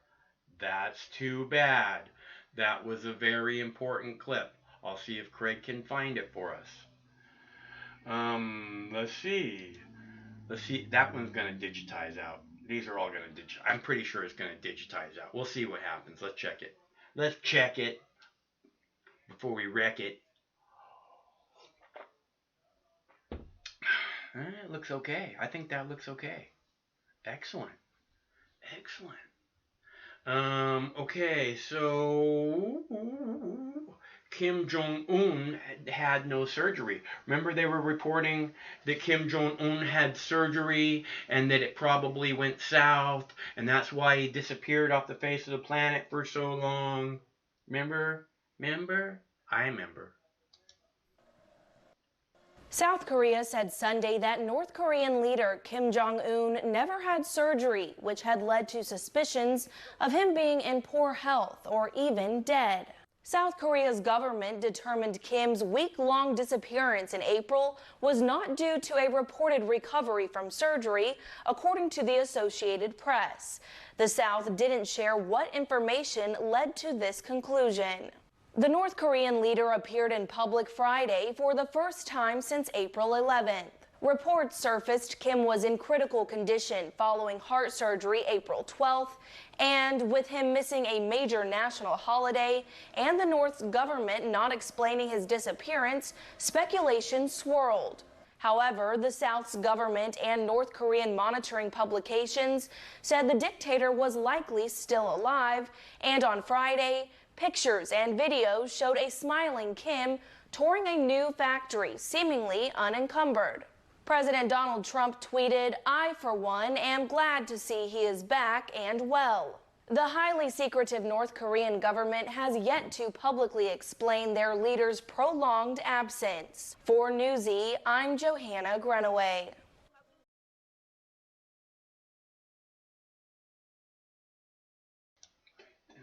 That one's not there.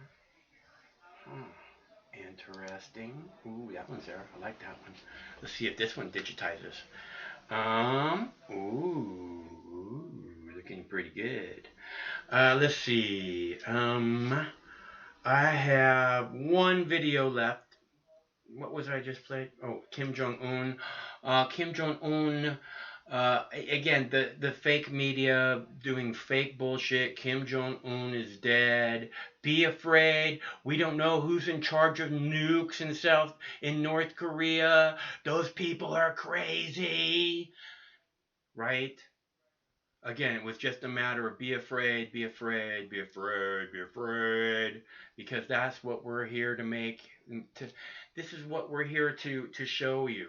To share with you. Be afraid, be afraid, be afraid. But that's not what I'm trying to do. From day one, again, I've told you guys, don't buy into the fear. You're not meant to be afraid. It's not who we are. Whatever it is that we have to deal with, we will deal with. Whether it be an alien invasion or ISIS or whatever it is we have to deal with, we'll deal with it. And we always do. And I just wish we could deal with this government. Because this fucking government, because the real fucking enemy to our freedom, the real and only true threat to our freedom is the people in Washington, D.C. and your local governments and the police departments. So, you guys know this though. I mean, we've been over this forever. So, that's the only real threat. It's not ISIS. It's not Russia. It's not China. Hello, caller. Hello, Michael. This is Super Bullshitron. How are you doing tonight? I am good. How are you? I'm not well currently. I've been listening to the past few shows, and unfortunately, my favorite caller, Chris from Olympia, has not called in. I haven't heard from him in a while. Well, Chris told us last week that he was in the middle of moving, so something tells me he's just finishing up his moving. Moving is very complicated and stressful. I'm sure it is, as just a human. I really don't know what that's like because I'm a superhero. Yeah, well, good for you. Yeah, I know. Thank you. I mean, but it's pretty rough out here as the superhero, dealing with all the bullshitron, shitron, You've never heard of Shitron. This guy, Shitron, he's the bad guy. He's the fucking bad guy. Okay? And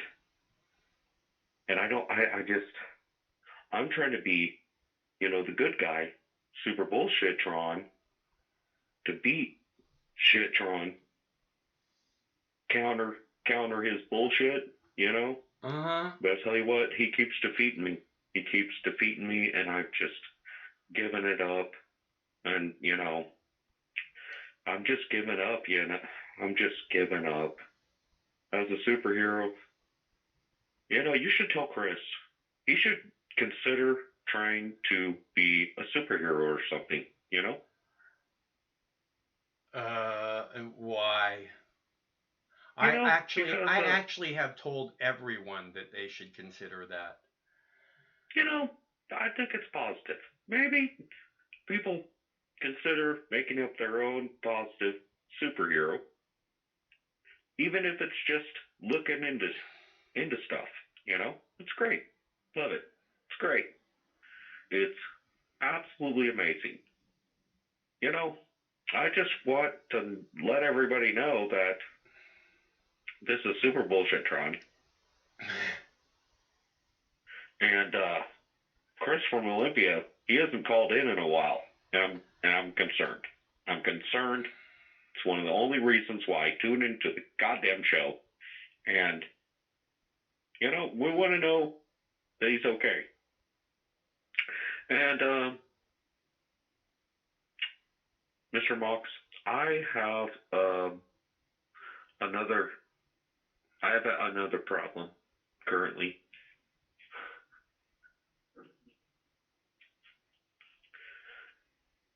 Yes.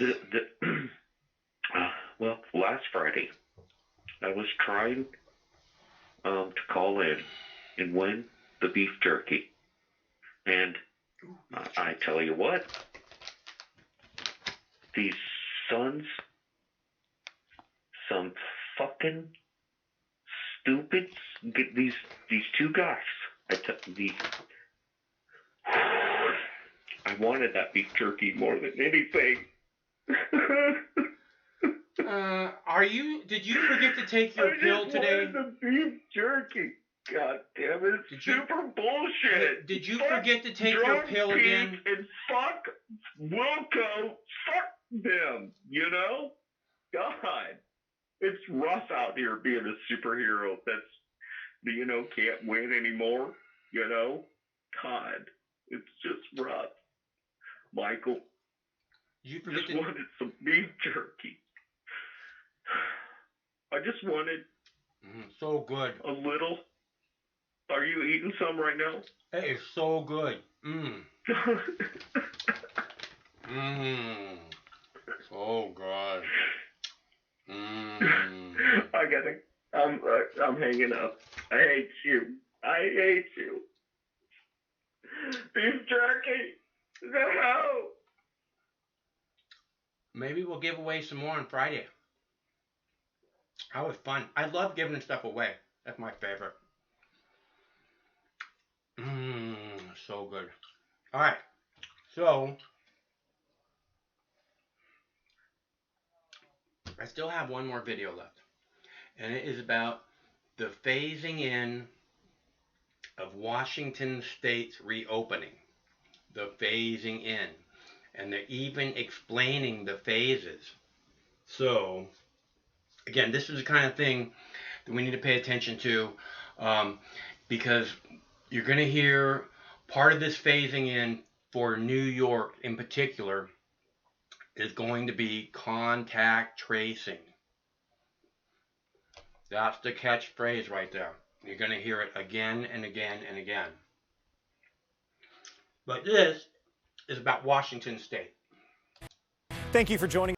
Us here at the News at 4, I'm Brian Flores. Now, around the state, businesses and their workers are ready to begin the governor's phase 1 of reopening the economy here in Washington. Again, that officially begins tomorrow, but there are still some big questions about what that will look like and when some industries, including in the phase 1 list, can actually get to work. So Matt Lorch spoke with people in the industries being impacted. He joins us live from the east side with a breakdown of what we all need to know. Matt. Brian, the governor has said the reopening of our economy is going to be gradual, more like a dial than a light switch. And that even applies just to phase 1, which, as you said, officially begins tomorrow. As the industries included in phase 1 wait on specifics and wonder when they'll be able to get going once again. At Honda Auto Center of Bellevue, they are ready to hit the accelerator and get back to the business of selling vehicles as part of the governor's phase 1. Just ask owner Jason Corder. This is very big for our standby employees. Since March, we've had roughly 2/3 of our staff at home. At Corder's 2 dealerships on the east side, sales dropped 90% in April. Still, buying a car during phase 1 will look and feel different. No showroom visits. Instead, sales members will provide virtual tours of vehicles online. We don't believe that overnight we're going to get back. Like I said, we were off 90%, but if I can get from 90% to only be off 50%, that's a huge step in the right direction. Auto sales just one of a few industries handpicked by the governor in phase 1, along with existing construction, landscaping, retail with curbside pickup orders only, car washes, and pet walkers. The governor's office posted the phased approach online, and at the bottom it says it starts Tuesday, May 5th. But still, most of the industries identified are waiting on additional guidelines.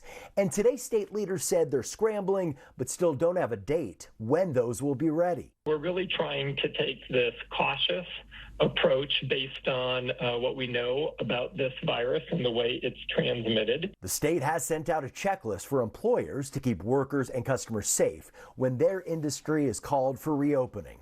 Back at Honda Auto Center of Bellevue, that commitment can be seen throughout the dealership as they and others focus on getting our economy back into high gear. You have to be an optimist, and you have to know that better days are ahead. Gotta love his approach. State leaders said they don't anticipate starting phase 2 until June 1st, with at least 3 weeks between additional phases, meaning if you play this out, we won't see all industries fully reopened in our state until mid-July at the earliest. Live on the east side, Matt Lorch, Q13 News. All right, Matt, thank you. And as you'll hear from Walter coming up with a look at your forecast here, we do have some sunny days ahead. But with that brings the concern that some of the state parks and public lands will become too crowded as those areas and trails start to reopen. We did ask Public Lands Commissioner Hillary Franz about that concern, and this is what she had to say today. Especially since we're having to do some rolling openings because we can't open all 6 million acres at once. I think we're going to see overpopulation in those areas and enormous amount of strain. I have 12 law enforcement officials for the entire state, which is a limited amount of people to be able to really enforce those rules. Our hope is that people are going to have learned over the last month how you do be safe, how you take those measures of social distancing, and they're going to practice it. Let's hope so. Here are some do's and don'ts, if you will, if you are planning some outdoor time as state lands reopen. First, they say bring supplies with you. Stay as close to home as you can, plus avoid busy trailheads and have a few alternate plans if your first option is really crowded. Also keep in mind that this is for day use only. That means no camping. That's going to be part of a different phase for reopening. And while many state parks are opening tomorrow, as we mentioned, one city is struggling with staffing and the resources needed to fully reopen. Q13's Frankie Thompson shows us how COVID-19 has drastically impacted parks in Tacoma. Parks are open in Tacoma, but visitors will notice several amenities like parking lots, playgrounds, and restrooms will still be closed. Some of those things likely to remain closed through the summer. That's because Metro Parks Tacoma says they don't have enough staffing, money, or resources to reopen everything. More people are getting out of the house and enjoying the sunshine to relieve stress from COVID-19. I feel like it's essential for our community and We're Washingtonians and we want to be outside. Metro Parks Tacoma says despite the reopening, finding the money to maintain their parks and facilities will be a challenge. Spokesperson Hunter George says the group lost millions of dollars in revenue ever since the state called on the closure of parks to reduce exposure. And as a result, we've had to lay off or furlough over 600 people, which is 3/4 of our staff. So we're not in a position, we're not staffed, for one thing, to reopen right away. What is reopening right away are 121 Washington state parks for day use only. Officials say 32 state parks will remain closed until further notice. Those closures include all parks on the Pacific Coast and the Columbia River Gorge. Along with several parks, George says they also manage a golf course and marina on the Puget Sound. Those will not reopen under the governor's revised order. He says right now they can't afford the staff and resources to reopen those facilities. A lot of physical changes need to be made to accommodate employee safety and the public safety when coming into our facilities. And so we've got folks working really fast and really hard to try to figure those things out. George says they don't know when park amenities and facilities will fully reopen again. Right now, the focus is just trying to bounce back from the drastic damage the pandemic has caused. Until then, George says those who do visit parks in Tacoma are highly encouraged to wear a mask and practice social distancing. This summer is going to be like no summer we've ever had. This is going to be completely different. It's going to be limited operations. And so we're going to have to make some hard choices. The 22% of staff remaining at Metro Parks Tacoma started a recovery focus group. They're taking a closer look at how to find funding, how to bring back staff, and also will ask for community input. That information will help them find some feasible ways to safely reopen amenities for everyone to enjoy. Reporting in South King County, Frankie Thompson, Q13 News. Lummi Nation health officials have linked a new coronavirus outbreak to kids playing together. Tribal health officials announced 16 new cases just last week. They are the first infections on the Lummi Reservation in weeks. Tribal officials say it is apparent families were not following stay home and social distancing orders. The Tribal Business Council extended its stay home order through May 31st with an added curfew now from 10 p.m. to 4 a.m. Now, according to the Washington State Department of Health, there are more than 15,000 confirmed cases of COVID-19 in our state, and 834 people have died.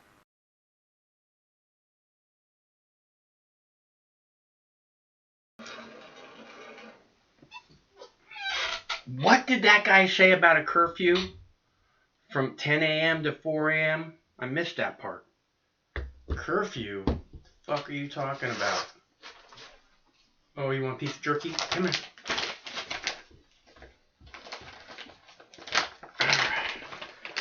Blue Bear wants a piece of jerky.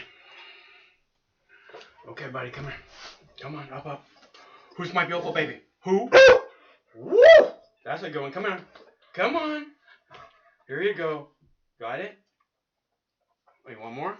All right, one more. Who's my beautiful baby? Who? Rocha. Rocha.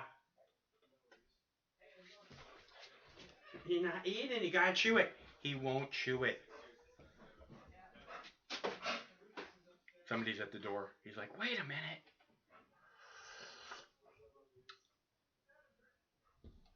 All right, so let's see. And that was our doggy tricks, and we did our last. We did 16 video clips tonight. Wait a minute, 16, and I would have done a 17th one, but it seems to have fallen off the list somehow. I'm not sure why. I'll have Craig fix that for you, for us, in the very near future. Let's see. So, oh, I have the bong heated up, I believe. Do I have a dab ready? Oh, I don't have a dab ready, though. Let's see if I can get a dab ready. We were busy messing with the Boo Bear. Messing with the Boo Bear. Because he wanted a piece of beef jerky. He's like, hey. He's like just sitting there like perfect. Like, huh? What about me? I like beef jerky. He must have heard Super Bullshit Tron talking about it. He's like, oh yeah, fucking beef jerky. That does sound pretty good. All right, let's see if this thing's still hot. This thing's still hot. Let me whip this thing out. Questionable. We'll heat it up a little more. And then we'll have a lovely puff of beautiful essential oils pressed from the finest flowers grown in my backyard. What a beautiful thing, right? Essential oils pressed from beautiful flowers grown in your backyard. How much more perfect can it get? And then, you know what? You take the pressed flowers. This is a pressed flower right here. You take the pressed flowers and you throw them in the crock pot and you eat them. It's so perfect. It's so perfect. What a life, right? So, I hope everybody's doing good. I hope you're staying cool. I hope, the world isn't getting to you, because we'll get through it. We will. We always do. And it's going to work out probably much better if you stay cool and, just keep moving forward, making the things happen that you need to make happen, as opposed to going, we're all going to die. Why aren't you wearing your face mask? We're all going to die. Right? So, just chill, and we'll get through it, like we always do. Like I've been saying from the beginning, right?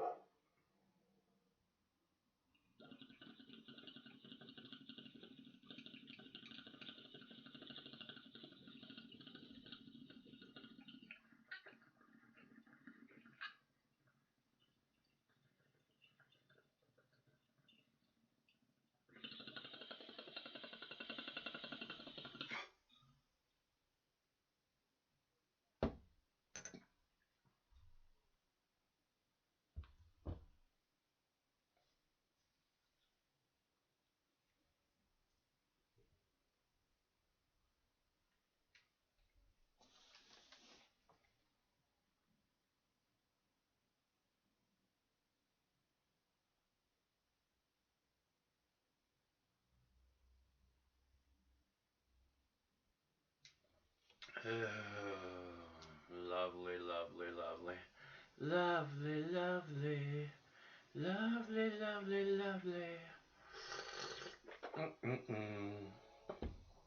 Uh-oh. Uh-oh. So we're all out of clips. I came to chew bubblegum and play video clips, and I am all out of video clips. I might have something else over here, but whatever.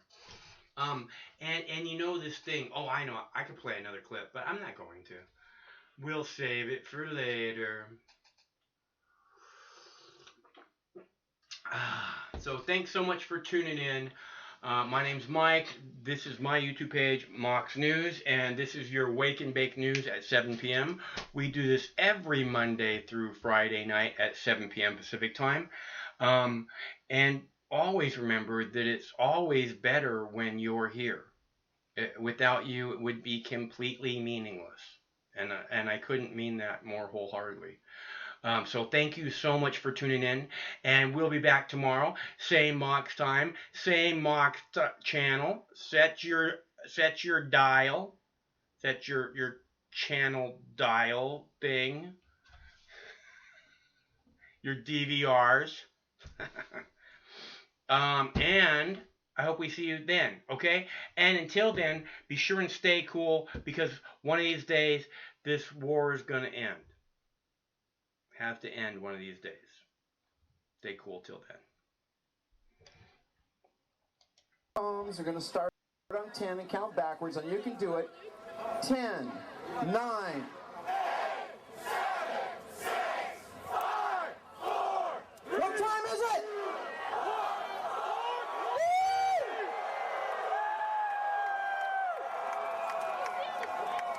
All right. Cool.